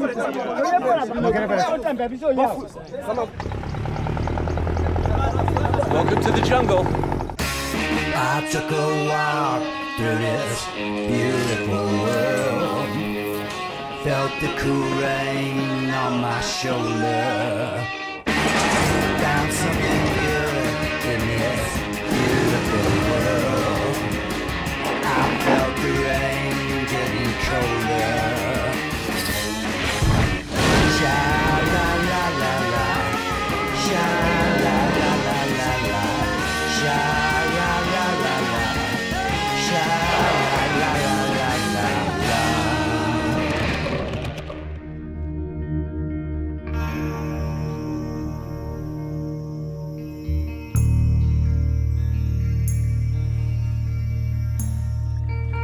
Everyone gets everything he wants. I wanted to see the Congo, and for my sins, they let me.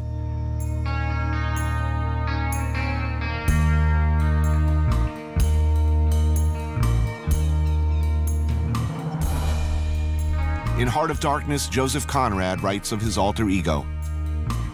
When I was a little chap, I had a passion for maps. At that time, there were many blank spaces on Earth. But there was one yet, the biggest, the most blank, that I had a hankering after. This, then, is the Congo. The size of all Western Europe combined. It should be Africa's wealthiest nation. But people forget, or never even knew, that the 20th century's first Holocaust happened here when Belgium's King Leopold managed to bamboozle the world into giving him personal title to the Congo.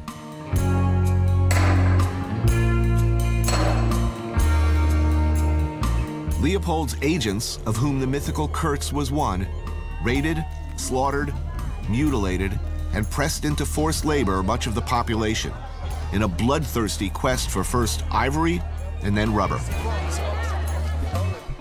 When independence finally came, the Belgians trashed what they could and left behind a completely unprepared, tribally divided, and largely ungovernable landmass filled with stuff that everybody in the world wanted. And things pretty much went downhill from there.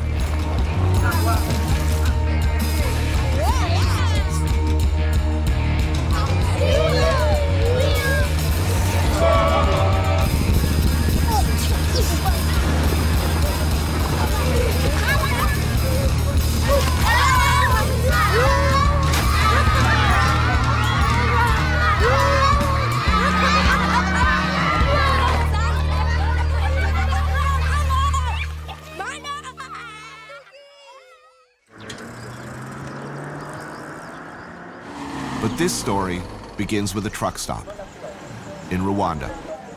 Stocking up in Rwanda, because my expectations for food in the Congo are more measured.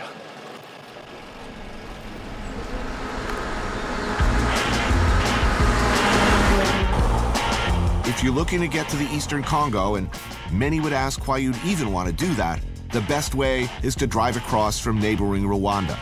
This country, of course, not too long ago, suffered its own appalling genocide. Behind the wheel, Dan. He's been living in the DRC for 2 years, working on a documentary about some of the several dozen rebel groups in the country. Riding shotgun, Dan's close friend and associate, Horeb, a Congolese.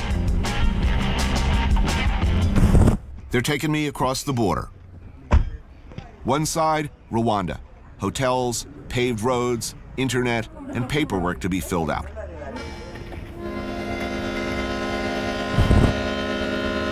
Just a few feet of barbed wire, machine guns, and cement walls away, this.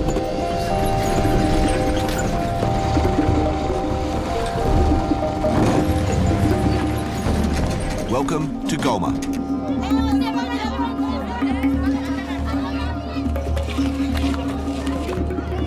A city of 1 million, a significant number of whom are IDPs, internally displaced people, sitting rather inconveniently at the base of Mount Nyiragongo, a still smoldering volcano. Current street level is about 12 feet above where it was in January 2002 when it last erupted.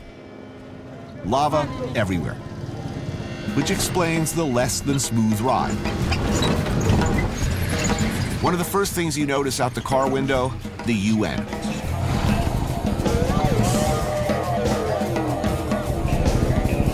About 4 months ago, the M23, one of the various rebel groups holed up in the jungle nearby, invaded the city. The NGOs battened down the hatches. The UN stood by, hands tied. Everyone else had to fend for themselves until the rebels withdrew. The Congo is a place I've dreamed of visiting since before I ever thought I'd get the chance to travel the world. Close your door. Actually being here, I'm not so sure.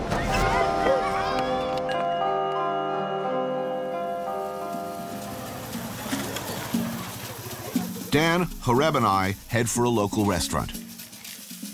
Good food is going to be a challenge soon, so we take the opportunity to fill up on what we can. Grilled chicken, ugali, piri-piri pepper.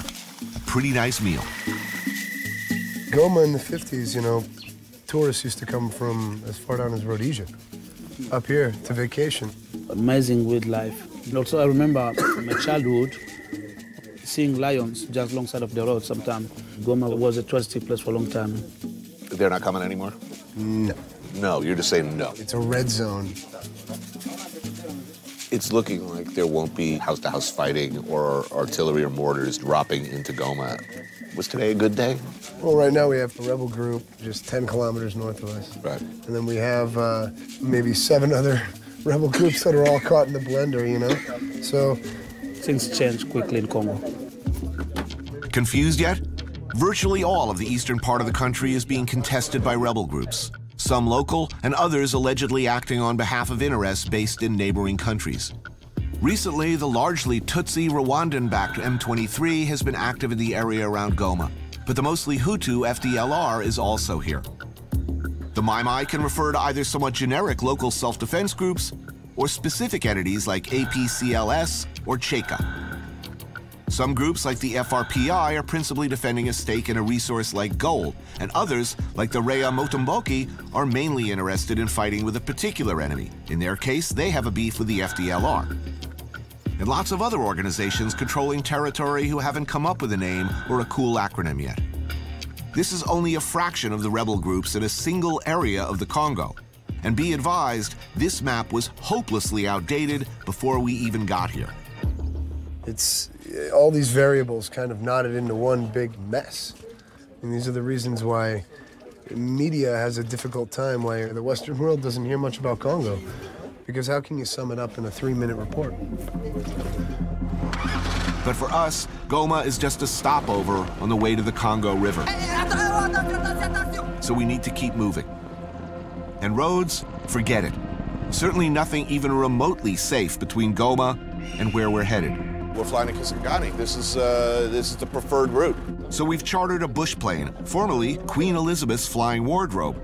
When the Queen traveled, presumably in her younger years, her clothes followed in this beast, or so we're told. I have not seen this model of plane before. A first for me. Of course, you'll learn to take nothing for granted in the Congo. Uh-oh. Just as we're about to take off, thunder, lightning. I don't see what the problem is.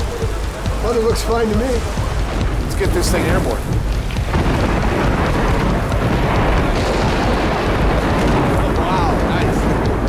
To wait this one out a little bit. Crashes are pretty commonplace. Not so long ago, a plane with nearly 100 people on board went down on the same route we're taking today. Now, most planes that crash in Congo crash because of the weather, right? Yeah, most of the time, yeah, but... Not us.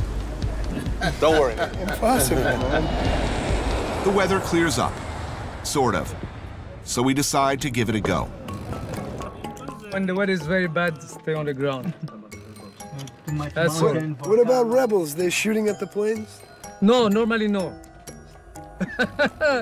Okay, we'll see you after your trip. Yeah. Okay, have a good one.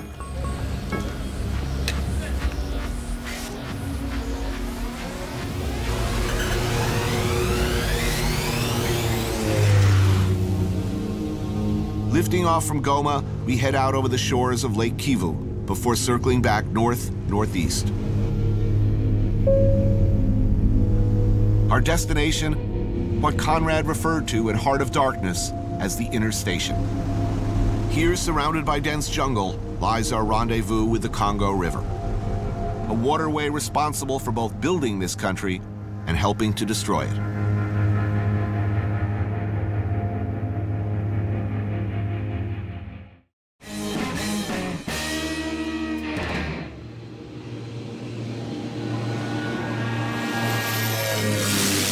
2 hours out of Goma, we land at Kisangani.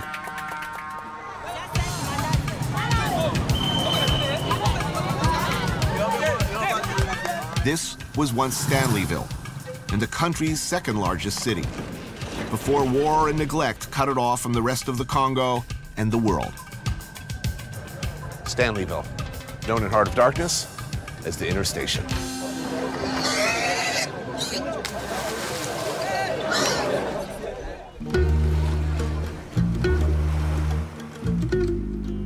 The Congo River stretches across the country's middle.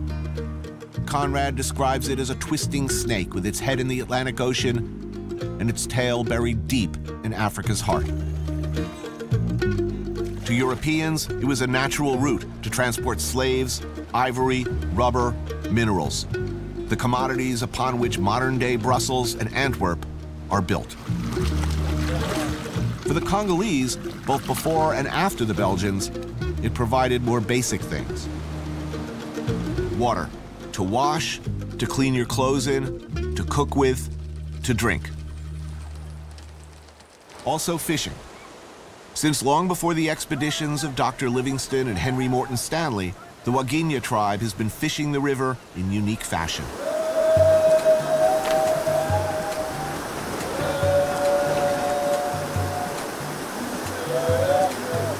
Highly coordinated and acrobatic, the Wagenya dive into the treacherous rapids of what is still referred to as Stanley Falls.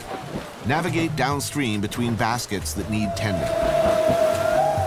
Perched on a precarious network of wooden poles, they hoist together. The catch these days? Not much.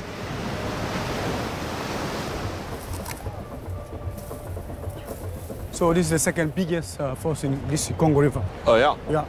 Ogi is a Waginya fisherman and was a guide bringing tourists to his village. Since the last 2 wars, Kisangani tourism has been pretty much non-existent. Chief of the Waginya, Pierre Mosala Abeka, it is said, is a direct descendant of King Ntendebuma Ifila, who greeted Stanley in the 1870s. Please thank him for the privilege of seeing his community. It's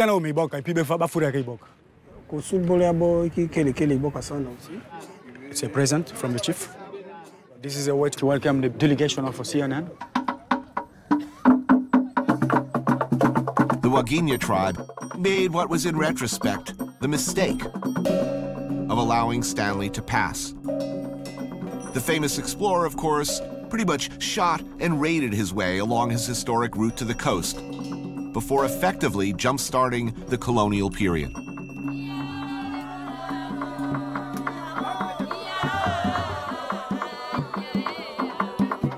Using Stanley as administrator, King Leopold of Belgium claimed the Congo as his personal property.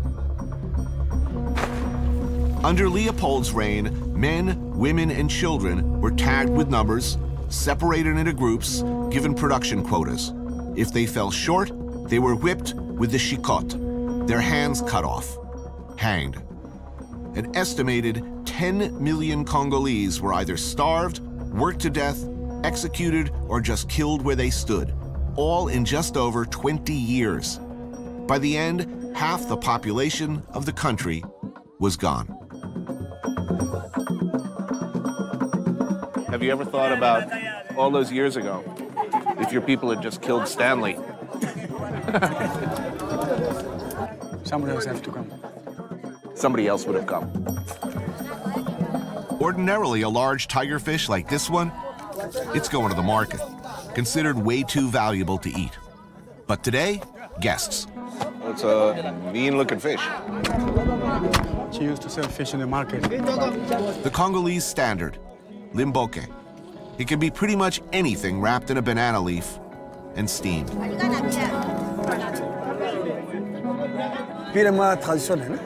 Typical traditional. Excellent meal.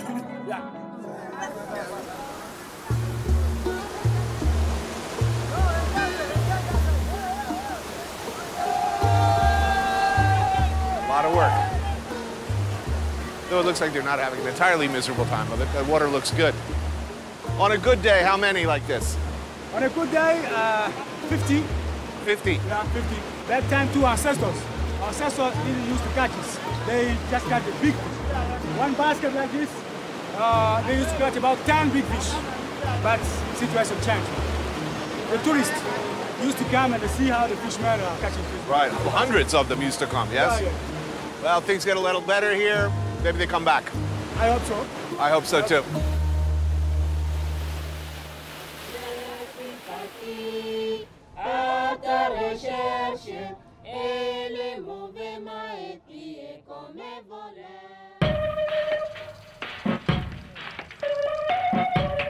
After Leopold, the Belgian government took over and pretty much continued as before.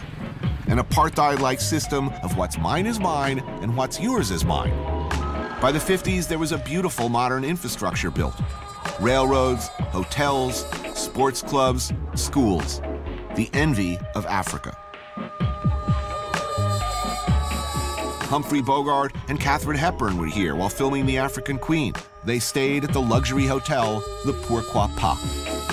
This is the Pourquoi Pas now. Like everything else of that time, a hollow ruin inhabited by squatters or simply eaten by the jungle. But none of this was ever for the Congolese. They weren't allowed in many of these buildings except as help. Not even allowed to walk their own streets after dark. Not a lot of dependable electric power left in the city. But what lights do glow around town much of it comes from places like this. Small kiosks serving the Congolese version of barbecue and what passes for cold beer. Christian is one of our fixers, tasked with keeping us on track and out of trouble. Which, believe me, is a big job around here. You know, it's an amazing looking city. If you just blur your vision a little bit, you can see it the way it used to be. Beautiful. I think it could be the best place to live. Very kind people. People like listening to music, sitting, taking their beers, eating. What's the Congolese word for barbecue? Barbecue. Cheers. Cheers. I like any meat on a grill. It's looking good. Grilled goat with kabri, a traditional goat stew on the side. Now we're talking. They roast it and they put some sauce on it. That's delicious. As you can see, people don't eat meat. Meat is quite expensive, almost $2. Which is a lot. That's more than most people make in a day or even 2 days. What are the first things you buy if you're very, very, very poor? Very poor, soap. Soap. Yeah. Because at least you have to look a bit clean. So soap first. Soap. But in between, as Congolese, you got to think of dressing, looking smart, clothes. All these Congolese you can see here, right. If you give them $10, they'll think of at least buying soap or food and keep maybe $1 to buy a shirt. So that's called pride. Yeah. And there's hope. You can plan for tomorrow. For tomorrow.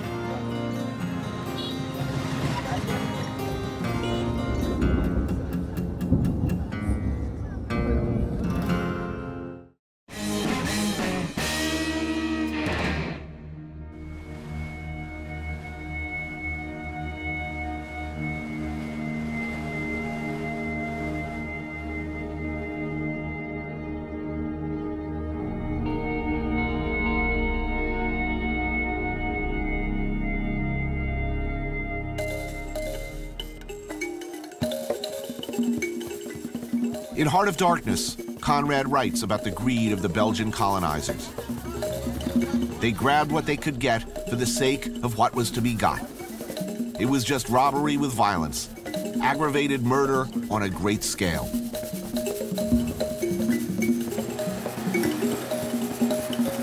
And after 75 years, the Congolese had had enough. But independence came quickly. And when the new country managed to inaugurate their first democratically elected leader, Patrice Lumumba, the CIA and the British, working through the Belgians, had him killed.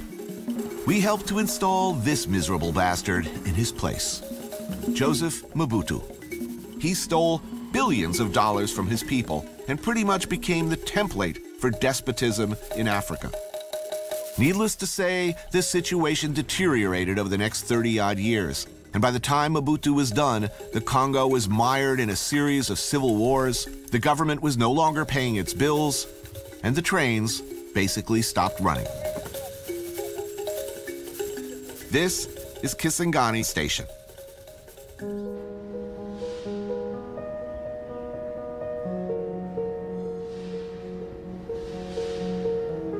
There's one short run left. Service once a week when operational, which isn't often, I'm guessing. Abandoned by the Belgians, shot up and stripped by rebels in the 90s. The station, the engines, the ancient passenger cars, and the tracks themselves have slowly receded into the jungle.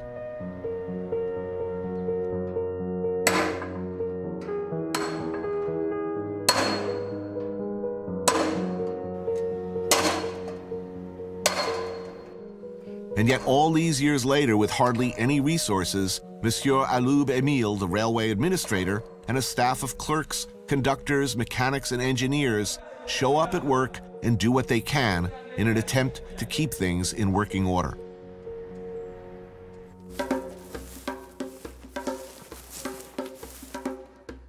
How do you do?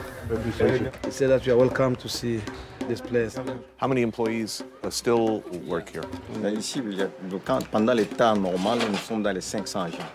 Mais pour le moment, nous sommes dans les 200.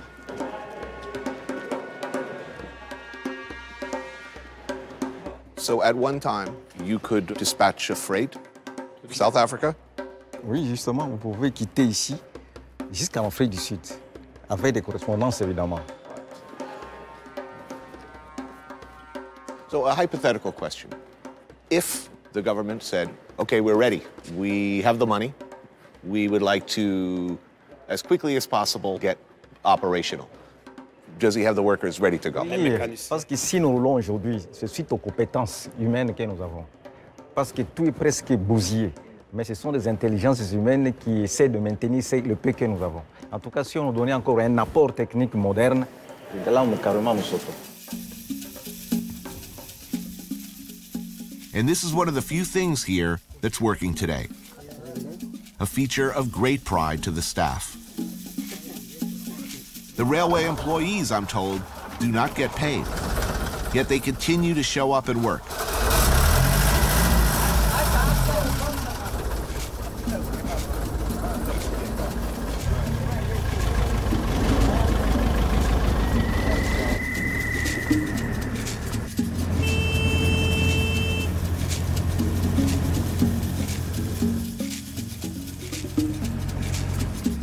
It is said of the building of the country's once vast rail network, one Congolese died for every single tie.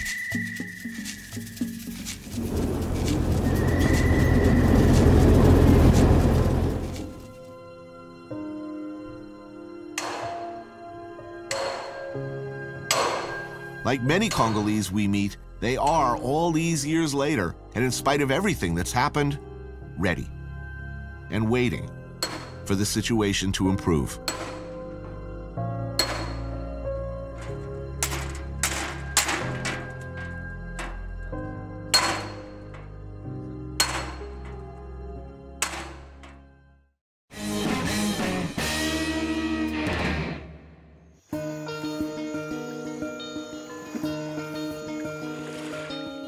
You lost your way on that river as you would in a desert, till you thought yourself bewitched and cut off forever from everything you had known once. So Conrad described the Congo after piloting steamships in the early days of Belgian colonialism. I've had something of a multi-decade obsession with the Congo. It's been kind of a personal dream, if you will, to travel the Congo River. And now, for better or worse, I get that chance. We've rented a trusty vessel, and I shall dub thee the Captain Willard. All right, did you maggots load the chickens? Finding food along the way, it's anticipated, will be a challenge. Refrigeration of any kind is impossible. Okay, well, I'm psyched. My dream has finally come true.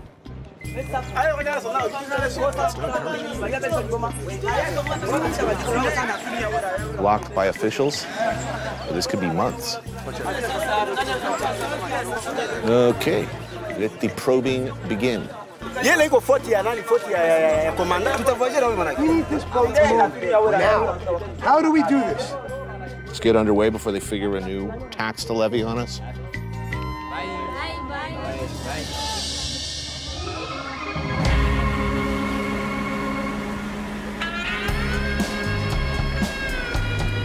Our trip downriver will take us some 120 kilometers, even deeper into the jungle. But instead of Kurtz and his ivory hoard, a crumbling Belgian research center with a shadowy past awaits us at our destination. It's the turn of the century map. So as Kisangani was then called Stanleyville, Leopoldville, that would be here. Oh, like 3,000 kilometers or something like that. A long way to go if we were taking the full ride. That's what we're doing, right? All the way to the Atlantic? You didn't tell them yet? I don't think we have enough spam, gentlemen.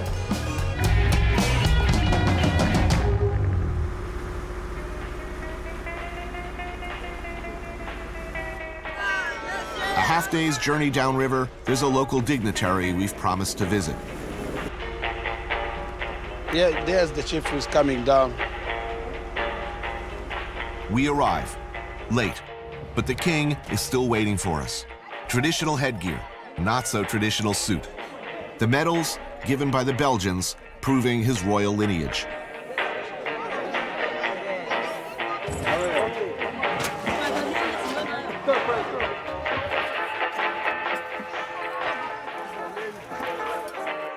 This place belongs to the Bambole ethnic group. And he's the king? Donc, yo vremoza mokonzi ya ekolo na yonyoso. My father ruled from 1928, and I came after him in 1963. It's a lot of history. Incredible. We give him a goat as a way of saying, I'm sorry for being so late, and sorry we can't stay longer. And he gives me a simple yet hefty-looking bracelet, which only later do I come to appreciate for what it is.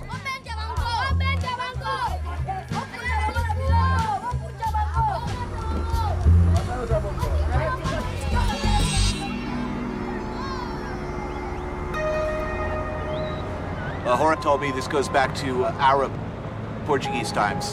It was the Arabs who taught them how to do this. So they wear them on their wrists or their ankles. This is older than our story, probably. The chief said his father gave it to him in 1935. So who knows, man? Wow. So where'd you get the bracelet? Oh, an African king gave it to me. Congo River. Where'd you get yours?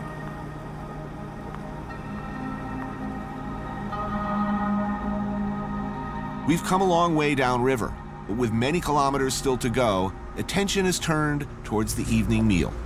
I figure I'll make coq au vin, which is a pretty simple way of dealing with a bunch of tough, old, stringy birds in one pot. Getting close to killie time. The moment of truth. It's quickly getting dark, and I'm very aware of a number of things. How do they usually kill chickens? A small knife. A small knife, cut the head off. Our chickens are thin, scraggly, and tough. Ah, he's biting me. In order to make anything, any kind of edible, I'm probably gonna have to stew the crap out of them. But first we gotta kill these things and collect their blood, which if you know anything about chickens, and most of my crew don't, takes time. I'll hold the bucket, you kill the chicken. You wanna eat? You gotta kill your own chicken and pluck it too. Time to get killing. But every man has a breaking point. And in retrospect, perhaps this was ours. Saw harder. Harder, you're almost through. No, I'm not. You're killing him, Tom. Stop. Clean kill. Clean kill. Now you can join our treehouse. By the time our birds are cleaned and plucked, the sun is down and dinner is still a long way off. Eat up the chickens. It's time to kill chickens.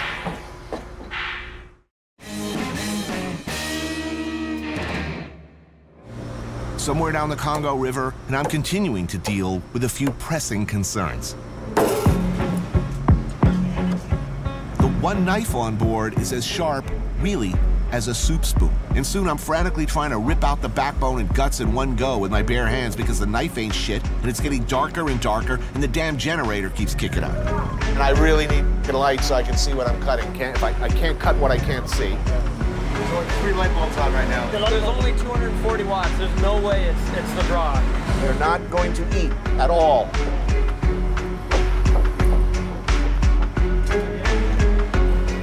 I'm never going to get through with this. Nice. Machete?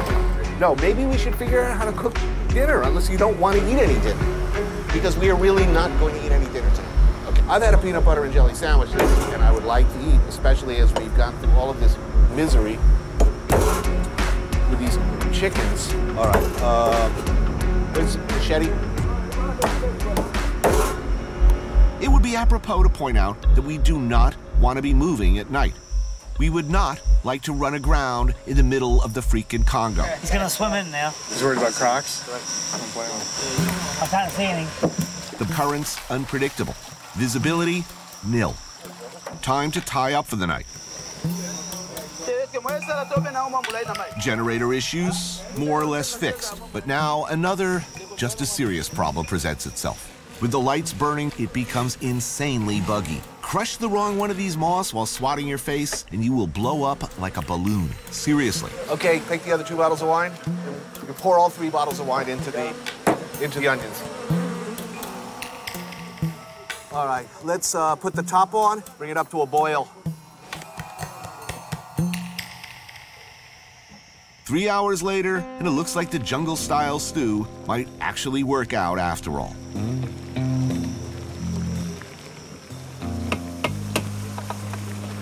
Okay, someone wants to bring this over carefully to the table. All right, let's eat. À table.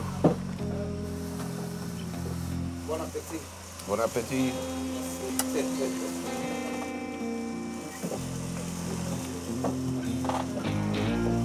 In the end, my coq au vin was a bit scraggly, but passable. It is written that I should be loyal to the nightmare of my choice. I think I now understand what that means.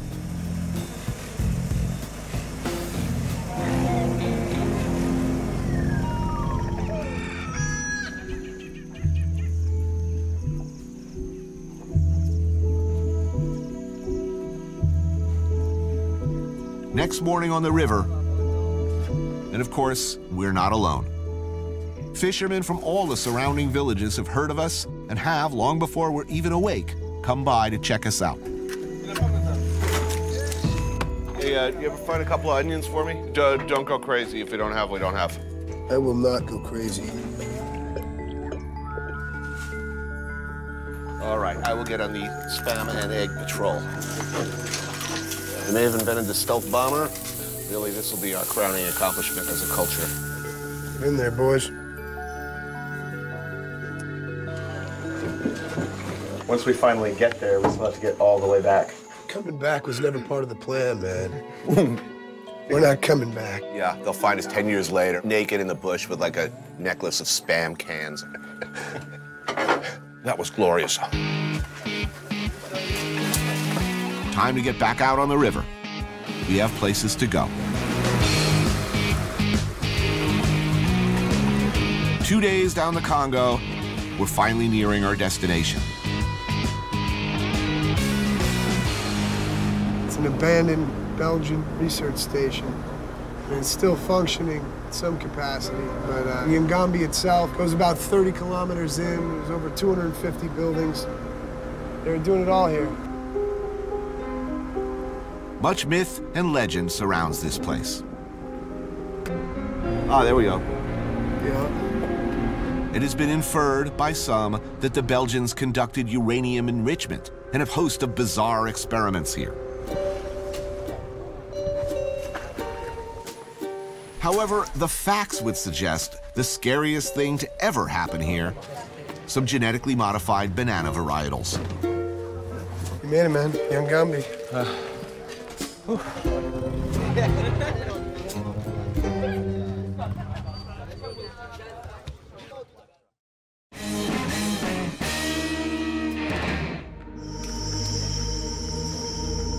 Deep in the jungle and miles from anywhere, this was once the Institute for Agricultural Studies of Congo. Construction began in the 1930s. The complex was once staffed by hundreds of Belgian researchers, doctors, and engineers until they left hurriedly in 1960.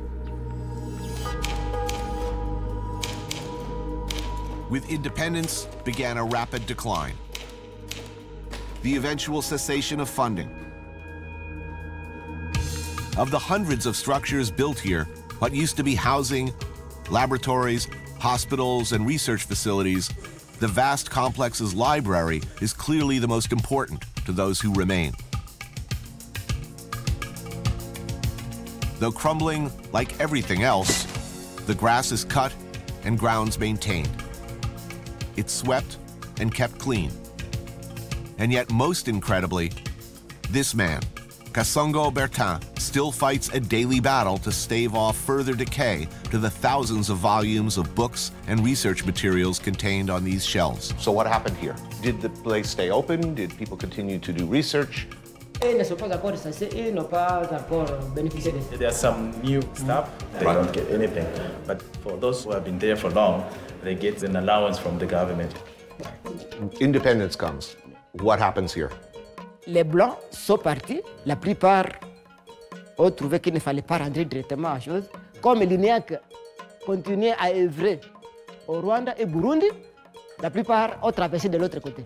So, unless I'm mistaken, the gentleman just said that cutting-edge research moved to Burundi and elsewhere. The Congolais who remained, their mission all these years later has been to preserve the patrimony that existed. All this was state-of-the-art back in the 50s when the library was built. But for 20 years, there hasn't been electricity to run the dehumidifiers to keep out the damp. Through so many wars, through all of these difficulties, he has maintained this facility to an extraordinary degree. Why? Pour m'avoir maintenu. Pourquoi? Parce que c'est ainsi qu'aujourd'hui on m'appelle doyen. On m'appelle doyen à cause de ça parce que si je ne suis pas là, rien ne marchera plus parce que je suis déjà connaisseur de tout cela. Staff still show up to work and organize, catalog, and write requests for funding. Perhaps to Kinshasa or a central office where someone may or may not ever respond. He was here pre-independence, yes? Yeah. Does he remember the Belgian rule?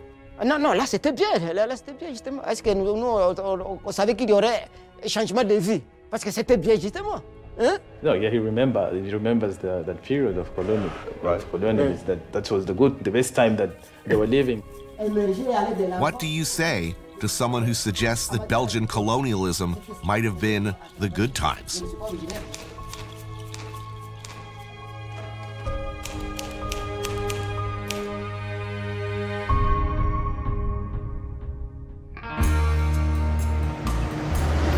The road home, such as it is. Rotting bridges, makeshift ferries. It's an adventure. Fortunately, ours was a good adventure. The Congo is a place that's always fascinated me. This is a trip I've been wanting to take since I've been writing stories or making television. But what I found was something unexpected.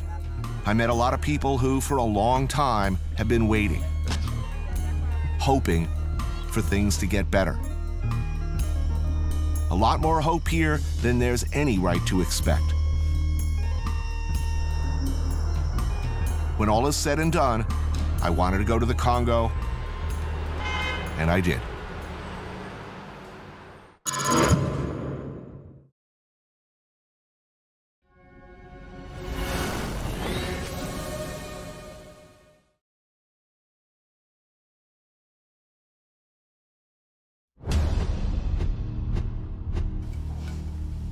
Mexico is a country where every day people fight to live. All too often, they lose that battle. A magnificent, heartbreakingly beautiful country with music and food and a uniquely Mexican, darkly funny, deeply felt worldview. Right down there, cuddled up beneath us, our brother from another mother.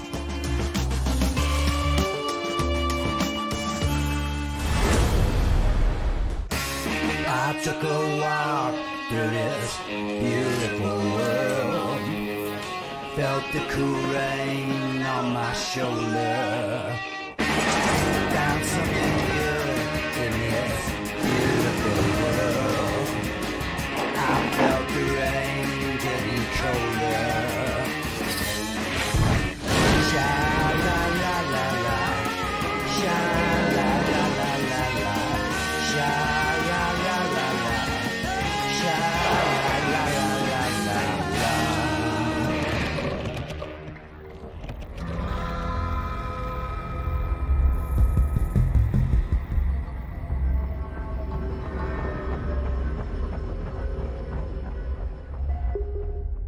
Holy Mother of Santa Muerte, please protect my stash of cocaine. Let it not be interfered with by the cops or the competition. Let any who would mess with me be killed. My enemies destroyed.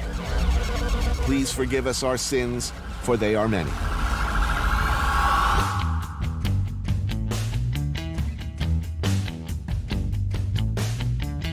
So Is business good? I mean, are there more murders, particularly narco murders?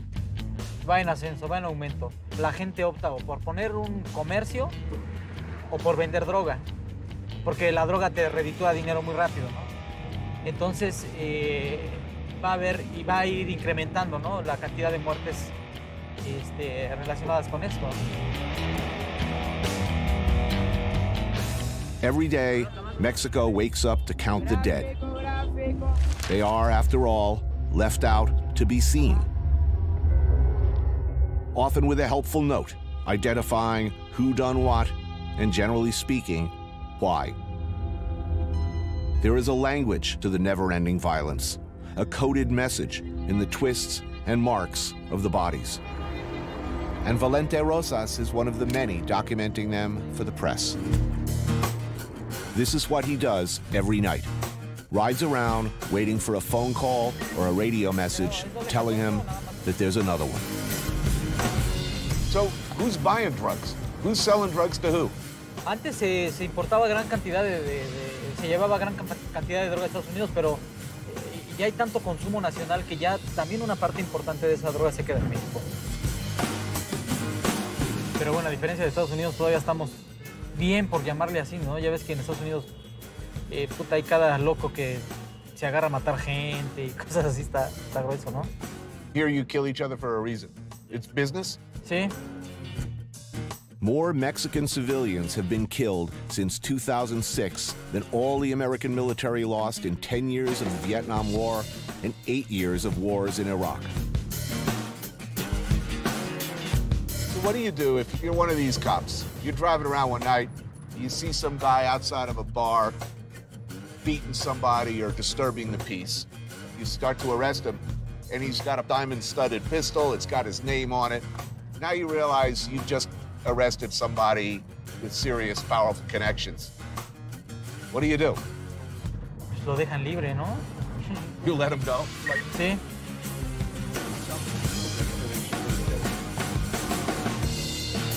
Why do they always pull their pants down? Es como el bajarle el pantalón a una. Our local fixer, Alex, is here to translate. In this case, he thinks that they pull the pants down, so check for weapons. They're loading him into the sheet. This is the CSI team. So when they were pulling his pants off, money and jewelry started falling from the pockets. Basically, they took the money out of his pockets, and that was the only available spot. To show that they didn't take anything. Yeah, exactly. So this is also a drug dealer. The thing here in Mexico is as soon as someone is killed, normally they get candles just right next to it. Sometimes Santa Muerte is related to drug dealings and criminals. How long have you been doing this? Como About 9 years. How many bodies do you think? No lo sé. Hundreds? Sí, quizá. How do you push them out of your mind when you're not working? Lo hace uno como un trabajo. Simplemente a lot of people ask him about this, but he said, like, it's a job. Not like any other kind of job, but as soon as he gets home, he just takes this cover off and just keep living. Well, that's a terrible picture. Just, that's sad what happened here. Esta elefanta pertenecía There was an elephant called Hilda. Se escapó. She ran away from a circus.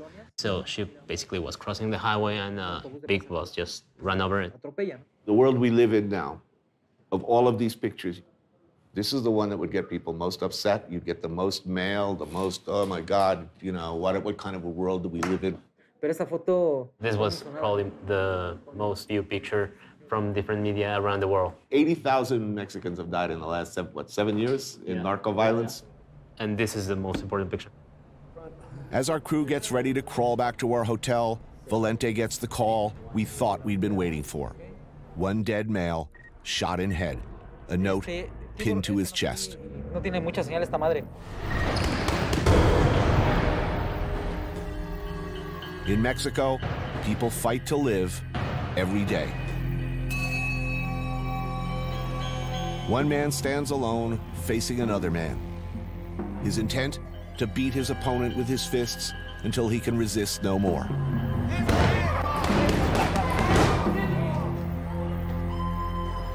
A match, yes, but more accurately, a fight.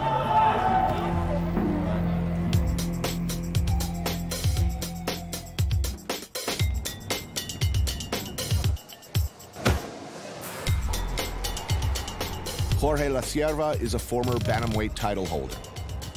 With his father, Jorge Sr., and his son, Alexis, he trains aspiring fighters in this gym in the Santa Anita neighborhood of Mexico City. He knows that these young men, like generations of boxers everywhere from other neighborhoods like this, are looking for a way out.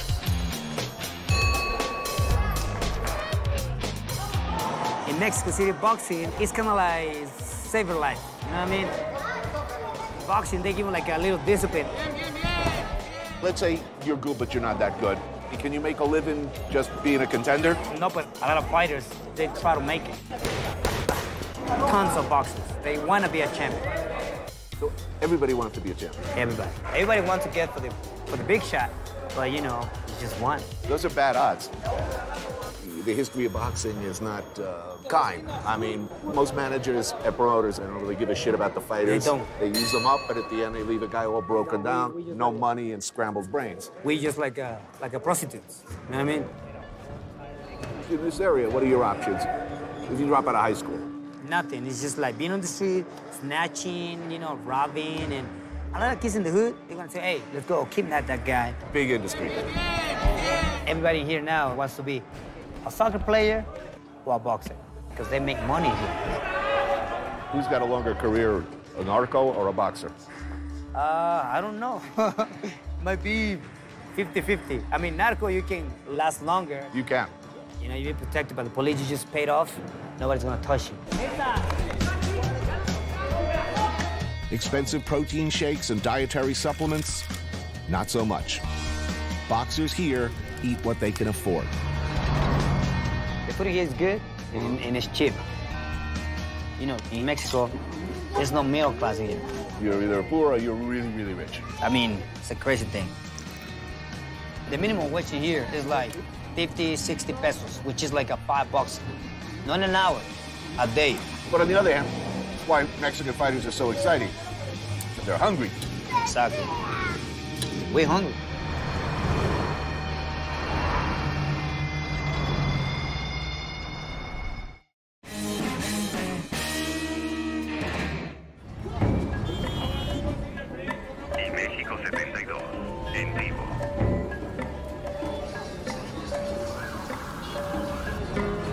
Tepito is a city within a city.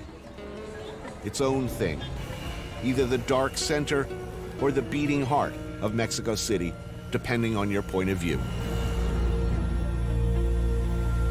It's the home of Santa Muerte, the skeletal Saint Death. This is where they come. The impoverished, the oppressed, the marginalized, the criminal. People for whom the traditional church has less relevancy. For the unforgiven and the unforgivable. For those on whom the Catholic saints have turned their backs, there is Santa Muerte.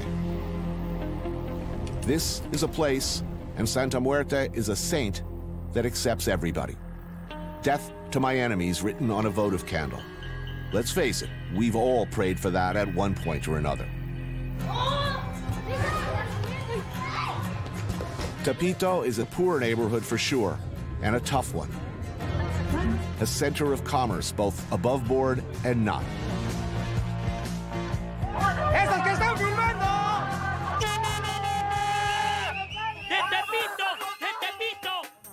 To perhaps a breakfast beverage first, a michelada. One giant beer with lemon, chili powder, salt, and Maggi sauce. It's a sizable morning beverage. My companion, blogger, and chronicler of the city, Jorge Pedro. Wow, a whole season of The Walking Dead for 25 cents. You want to buy something? Tepito's got it. Looking for some cheap underwear? Pirated copies of Man vs. Food seasons 1 through 5? This is where you find them. So this all seems very wholesome. I mean, you know, where could I buy a gun, some heroin, and a prostitute? I was looking forward to that. Let's say that Tepito has many layers. Right. And we are in the surface. Okay. We are among movies, clothing, families. But I don't think it's as easy as to be candid to ask, where can I get a gun? Probably they will kill you if you ask that. You know San Juditas? San Juditas, patron saint of hopeless cases. Ah, lost causes. It's become very popular in the last years. A lot of good smells here, man. And a lot of good-looking food. My happy place is somewhere in here. Oh, there it is. Yeah, we already hear migas. Beautiful. La güera. Wherever there's bones and guts simmering in broth, chances are I'll be happy. Writer, sociologist, and lifelong resident of Tepito, Alfonso Hernandez apparently feels the same way. So this is supposed to be a bad neighborhood. This is the best. I love this neighborhood. ¿Se da cuenta que no? Bueno, tiene fama de ser el barrio de las almas. It is known for being the Lost Souls neighborhood. It is called Ángeles neighborhood, like angels being there. But in Tepito, there are no angels, but lost souls. What's the saying? Comer bien. Eat well. Coger fuerte. Enseñarle los huevos al amor. And showing los huevos to the death. Show your balls to the devil or to the death? On the menu, migas. The base comes from boiling cracked ham bones to release the marrow, to which garlic, onion, cascabel peppers, and epazote is added. Thickened with stale bread and leftover tortillas. You got nothing, you make something really awesome out of nothing. The grandmothers had the creativity to taking advantage of the bones of the pigs, and now it's a gourmet dish. Any great old culture where there's poverty, there's something like this. Yeah, by the way, if you're watching this, after you do this, you really got to wash your hands before you touch your dick. Okay? That's a rookie mistake, going to take a piss right after. She's asking you if you liked the migas, if you enjoyed it. Yeah, it's good. Delicious. So these guys have been open for 65 years. All the members of the crew are relative. Is there hope for social change in this country? Unfortunately, Mexico has become the Tepito of the world. Tepito is still the synthesis of the Mexican. Not a lot of upward mobility here. The rich get richer, the poor get ground slowly under the wheel. Eduardo Garcia has hacked his way up the ladder to become chef, owner of the city's hottest restaurant. I grew up in the States. I was a migrant worker picking fruits and vegetables as a kid. My parents didn't earn a lot of money, so I decided to work rather than go to school. The restaurant business, as I well know, ain't no picnic. And in Mexico City, it's particularly rough. Mexico has a reputation where we all know that the country is run by corrupt politics. You have to stand up for what you believe. If you don't, people will run you over. You won't last a minute. I don't let people bully me around. Garcia runs Maximo Bistro with his wife, Gabriela. Here's the kind of extra helping of crap you got to deal with if you run the hottest restaurant in Mexico City. In 2013, the spoiled daughter of the head of Mexico's Consumer Protection Agency walks in and demands a table when there's, unsurprisingly, no table available.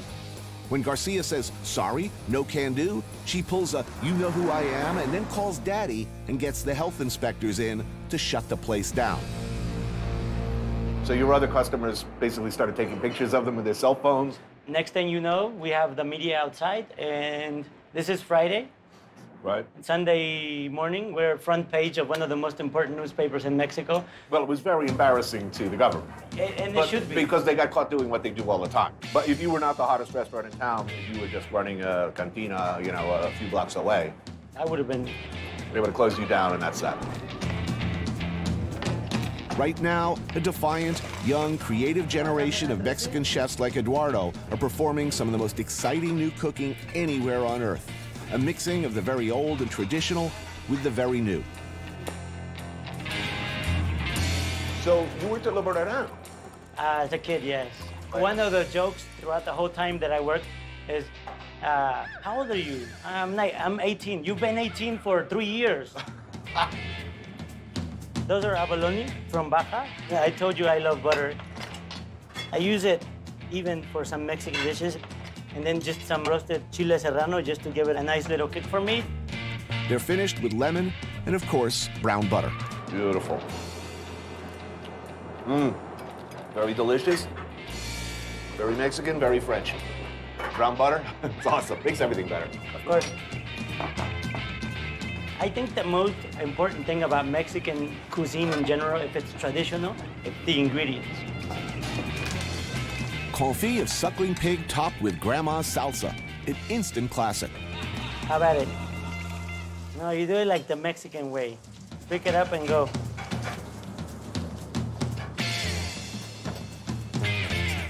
Wow. Pretty hard to imagine anything better than that.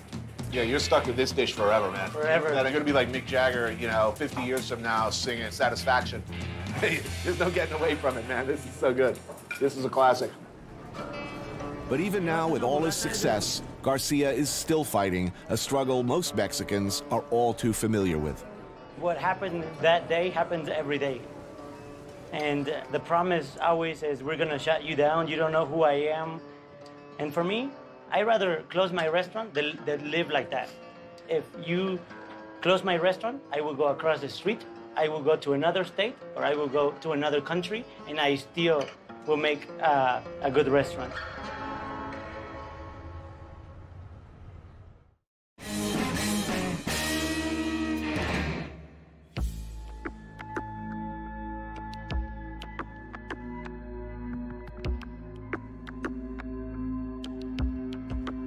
Under former President Felipe Calderón, Mexico launched a concerted war on drugs, ostensibly against the notorious and seemingly untouchable cartels. Absolutely no one can say with any credibility, by the way, that Mexico's war, or our trillion-dollar war, just say no, has had any effect in diminishing the flow of drugs into our country. One very brave journalist has uncovered exactly how deep the rot of corruption and dirty money has penetrated into every level of Mexican institutions. My grandmother is from Oaxaca, so how we used to drink the mezcal is never with lemon, it's with orange. It was not what a lot of people wanted to hear, much less see published. Today, Anabel Hernandez, author of the groundbreaking expose Los Señores del Narco, lives under guard in a secret location. The threat, very, very real and very explicit. Do you think there was ever a minute when the Calderón war on drugs, was it ever genuine? No. Who really started the war against the drug cartels was Vicente Fox. Felipe Calderón just followed that instruction, but he didn't really do anything new. He just did it worse. Since the beginning, the plan of the government was protect the Sinaloa cartel and fight against the enemies of the Sinaloa cartel. Of the 7 major Mexican cartels, the Sinaloa cartel is considered the most powerful, with the farthest reaching and most pervasive tentacles extending deep into every corner of government, banking, and private industry. Its rivals, the Tijuana cartel, the Gulf cartel, the Juarez cartel, the Beltran-Leyva, La Familia Michoacana, and the particularly murderous Los Zetas. The cartels are responsible for importing roughly 3/4 of all illegal narcotics to America. In your work, you've uncovered what had to be some very embarrassing and incriminating associations and connections between very high elected officials, the presidents and entire administrations, and acts of incredible criminality. How did that change your life? Well, when I started to make this investigation on 2005, and I really understand that it would be very dangerous. I have to say that it wasn't really a surprise for me what happened after I published my book. What I didn't expect is that the threats came from the federal government. Anabel says that one of her sources warned her that the biggest threat was from within, that one of the most highly placed, most senior law enforcement officials in Mexico had ordered her killed. Because in my book, I put his name and also show some documents that proves that he was involved. He was in the payroll of the Sinaloa cartel. What happened to this man? Right now, he's very happy, drinking rum, I think, building many enterprises, fake enterprises, laundry, his money. To me, the weak link are the bankers. A banker who launders money. He's got a family, he's got a reputation, he gives money to charity, his neighbors think he's great, his kids think he's wonderful. He's got something to lose. So I wouldn't be prosecuting drug dealers, I'd be prosecuting bankers. The name of my book is Los Señores del Narco, because Los Señores del Narco are not only El Chapo Guzmán and the leaders of these cartels, no! Los Señores del Narco are also these, the politicians and bankers and the businessmen. The people have to know who are these people, name by name. You've been a journalist for how long? Since 20 years. 20 years. Your father was kidnapped and killed in 2000? My father was a businessman. In that year, many gangs used to kidnap the businessman just for money. So when we went to the police and asked them to investigate, they said, well, if you pay us, we will make the investigation. So as family, we decide to pay because you cannot buy the justice. Since that, I really try to fight against corruption. That's why I'm doing what I do. Because I think that corruption is the worst problem in Mexico. The drug cartels are maybe the worst face of that problem, but the problem in the deep is the corruption. The corruption is the mother of all our problems in Mexico. It should be pointed out that 88 journalists, how many journalists have been killed in this country? 90 now. 90 journalists now have been killed or disappeared over the last few years. Yeah. Here, you could kill a journalist and get away with it. Why are you still here? I have lost many things in my life. My father was the most important person in my life. I already lost everything. I don't have any life anymore. I don't have a social life. I don't have a sentimental life. I don't have anything. I just have my work and my family. And my work of journalist is everything for me. I really believe that good journalists can change the world. I have received many offers to go outside to France, to Sweden, and other countries. I don't want to leave. It's my choice. My choice is fight.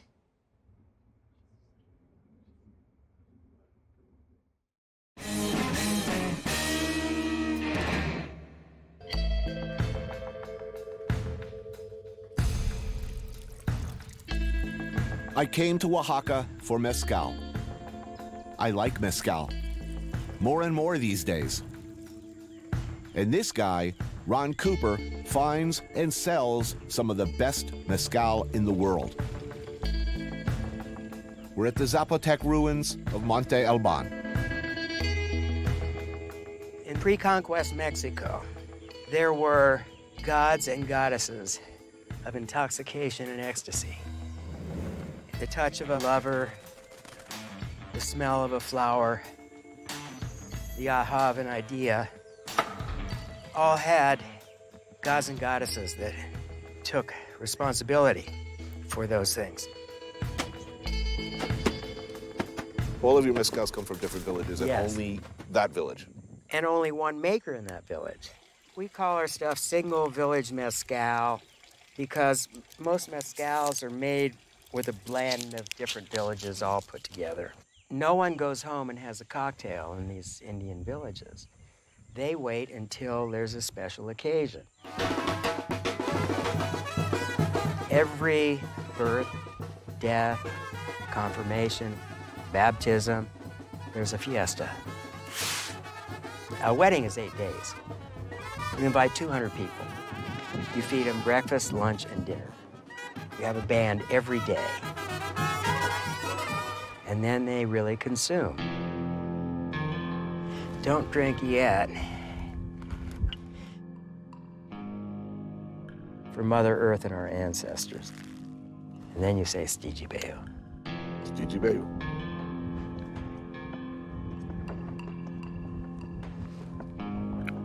That's extraordinary. Back in the day, it was cheap stuff with a worm in it, and there were rumors that if you ate the worm, you'd start tripping, that there was a hallucinogenic component to mezcal. Now, is there a particular kind of a high? Is this an enlightening high? Is this a good high? The high is humorous. You have these funny thoughts dancing around the back of your head. Happy, witty drum. Yes. In Oaxaca, ancient indigenous traditions and ingredients define not only the mezcal, but also the food.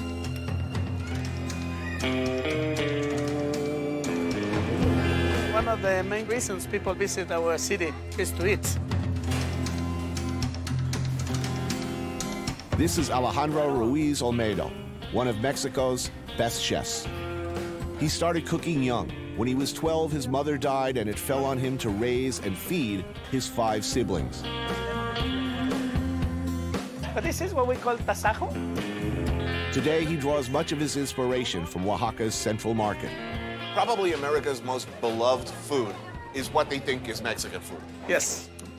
And I think most Americans' view of Mexican food is like beans, fried tortilla, melted cheese, and some chicken. Yes. In fact, particularly when we're talking about Oaxaca, this is a deep, really sophisticated cuisine. That's correct. Oaxaca has these different microclimates all over our territory, and that gives us this enormous amount of spices, products, fruit, chilies. Like 500,000 varieties of corn, something like yes, that. Correct. Right? I mean, this is really where the good shit grows. Ya estamos aquí. This is stands of barbacoa, and this lady here, it's always making like the best. Oh, tender. Yes, tender, tasty. Man, greens and crunch. Cabbage and cilantro. Buen provecho. Oh, unbelievably good. Just so tasty. And they're gonna give us some consomme. Man, deep. It's good. All right, I'll finish this. This is just too damn good. People have this barbecue, especially on Sundays. It's a tradition to have barbacoa. Just so tasty. All this pasillo is full of chiles, no? People think that Mexican food has to be necessarily spicy because of the chiles we use. And we go for flavors, not for the spiciness. What most people miss is how really deep and really sophisticated the sauces here can be. Like Lyon is to France. Yes. Oaxaca is to Mexico, in my experience. You're right. You know? Also, really, my experience. Yeah. Yes. I'm not kissing your ass here. I was just in Lyon. This is Vicky's place. She's been cooking up traditional Oaxacan dishes in the market for 30 years. Whoa, that's awesome. When he's cooking the egg right on the camal. Oh, man. So the guy working the camal, first of all, a lot of the camal you see now are metal. That's old school, super old school. That's the way they did back in Zapotec times, man. Yes, correct. On the clay camal. Yes. And, I mean, I'm looking up there. He's doing our tortillas. Yes. And he's doing, it's one of my favorite things, the zucchini flowers with the string cheese. Oh, that's so pretty to see. Olmedo's cooking, his focus, his passion have very old, very deep roots. My parents were farmers in a small village like mine. Since you are 6, 8, 7, you have a role to develop in the family. Right. So my role was to water the chile plantation, the tomato plantation, to milk the cows, and help my mom while she was making tortillas like that. She would give me directions and telling me, okay, roast the chiles, roast the tomatoes. I tell you how to prepare molcajete salsa. So that was at the beginning of my profession, right. Cooking, learning from the knowledge of how a tomato should taste like when you cut it directly from the plant. The way it should taste. That's right. Oh, man. Happy. This is what you should do. Try the egg first, like this. Right. Or just grab a hunk. Yes. And then put salsa. Yeah. I haven't been anywhere in Mexico where the cooking is better than here. This is a way to preserve our culture through our food.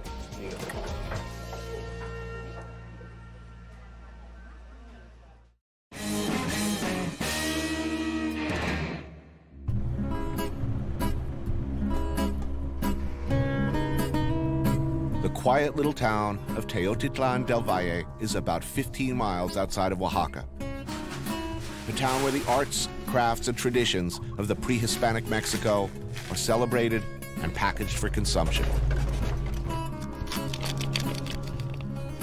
Abigail Mendoza and her sister Rufina are Zapotecan, original people from Mexico before the Spanish, before the Aztecs. This is her restaurant, where Abigail has been grinding corn by hand, making masa and moles like this, the ridiculously faithful, time-consuming, difficult, traditional way she was taught to make these things, and the way she's been making them since she was 6 years old. Look at her hands, by the way.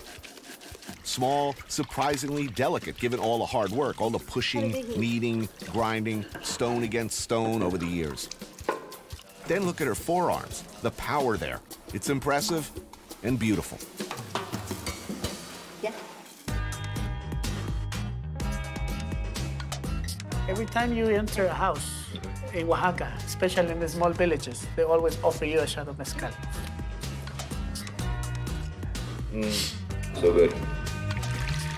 Següesa, a mole and chicken dish. This mole sauce, like a lot of the real old-school moles made by masters like Abigail, uses 35 different types of chile peppers and takes more than 2 weeks to make. Do you think that until recently, until guys like you, that Mexicans were not looking back at their own food culture, they were looking elsewhere? What was going on? We were conquered. We were also a culture that was conquered first by the Aztecs, and then we were conquered by the Spaniards. So we were always told that everything that was good and excellent has to be imported. Right. And what we had here, it was just not good. Right. Another Zapotecan classic, chile agua, a simpler dish of cow and pork brains cooked with chilies, tomatoes, and yerba santa. As a cook, the main thing I learned was to develop a little bit my cuisine here. There was this space where nobody tried to innovate. Still using the same techniques, the same ingredients, the same flavors, herbs, etc. But, you know, developing a little bit. Muchas gracias. Muy amable, gracias. También muy prehispánico. I mean, that's as old school as it gets. This is super ancient. A finer dish than this one you cannot have. This is something that you do not find anywhere else in Mexico.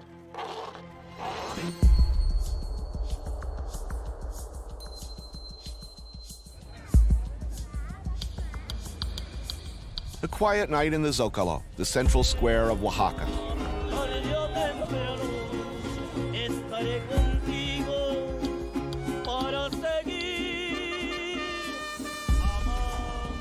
But even tonight, there's plenty of evidence of the struggle, the discontent boiling just under the surface.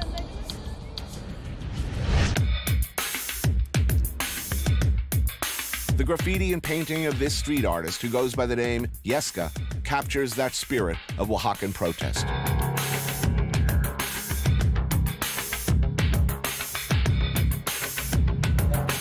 The Last Supper, for sure.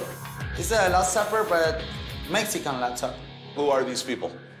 It's the most powerful people in Mexico, people that is driving Mexico. This is Peña Nieto, the president right now. Mm-hmm. This is Felipe Calderón, Right. the last president. The last president. And that guy is like the economy guy, Right. who is moving the economy in Mhm. Mexico. And this is the army. This is a prostitute. It's represent because they are like prostitutes. Right. You know? And In middle is Jesus. the narco traffic. Ah, the so, middle. Yeah, he's like the god in Mexico, you know? Because he is like over. You know? all of it. Yeah, So this is the way Mexico works. yeah. For me, the most problem in Mexico is the corruption. Mexico can be a dangerous place for journalists, for politicians, for police. Is it a dangerous place for artists? Yeah, I think so, yeah, because if you not agree with the government, you are like enemy.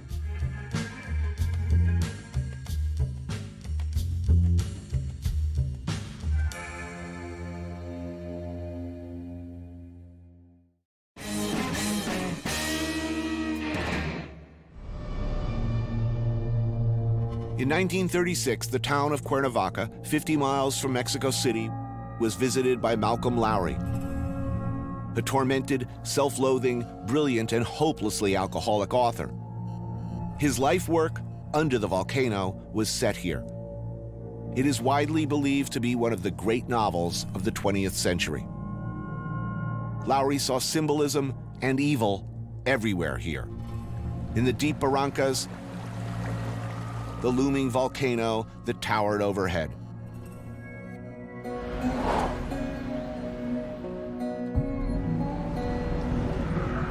Writer, poet Javier Cecilia, one of Cuernavaca's most celebrated residents, has reason to see evil too.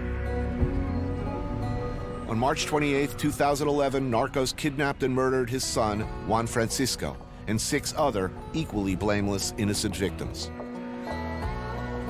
Cecilia found himself moved to march to Mexico City to demand an end to the increasingly futile so-called war on drugs that was mindlessly grinding up so many victims in the crossfire and in the margins.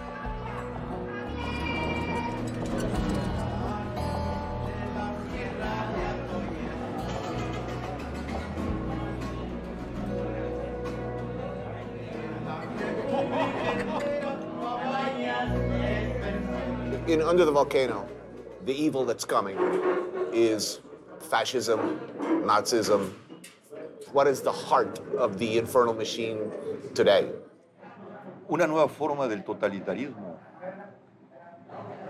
que es el dinero y la disputa de los territorios para controlar el dinero, tanto por parte del Estado como por parte del crimen organizado, que casi son lo mismo en mi país.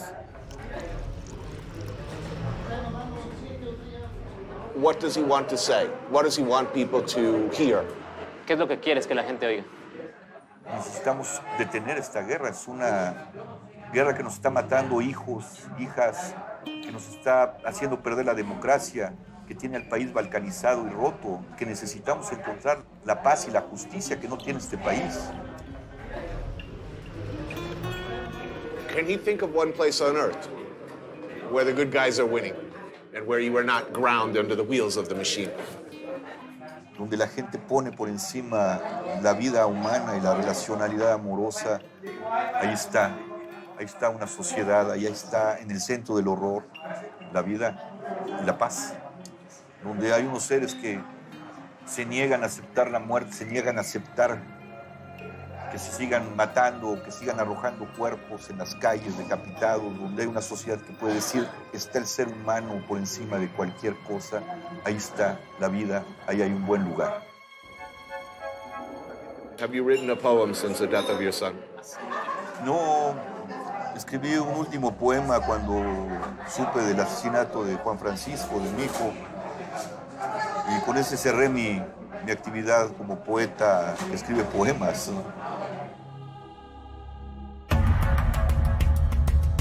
As I have come to know in my own life, drugs, even drug addiction, can be a survivable event. Death is not. Death is final.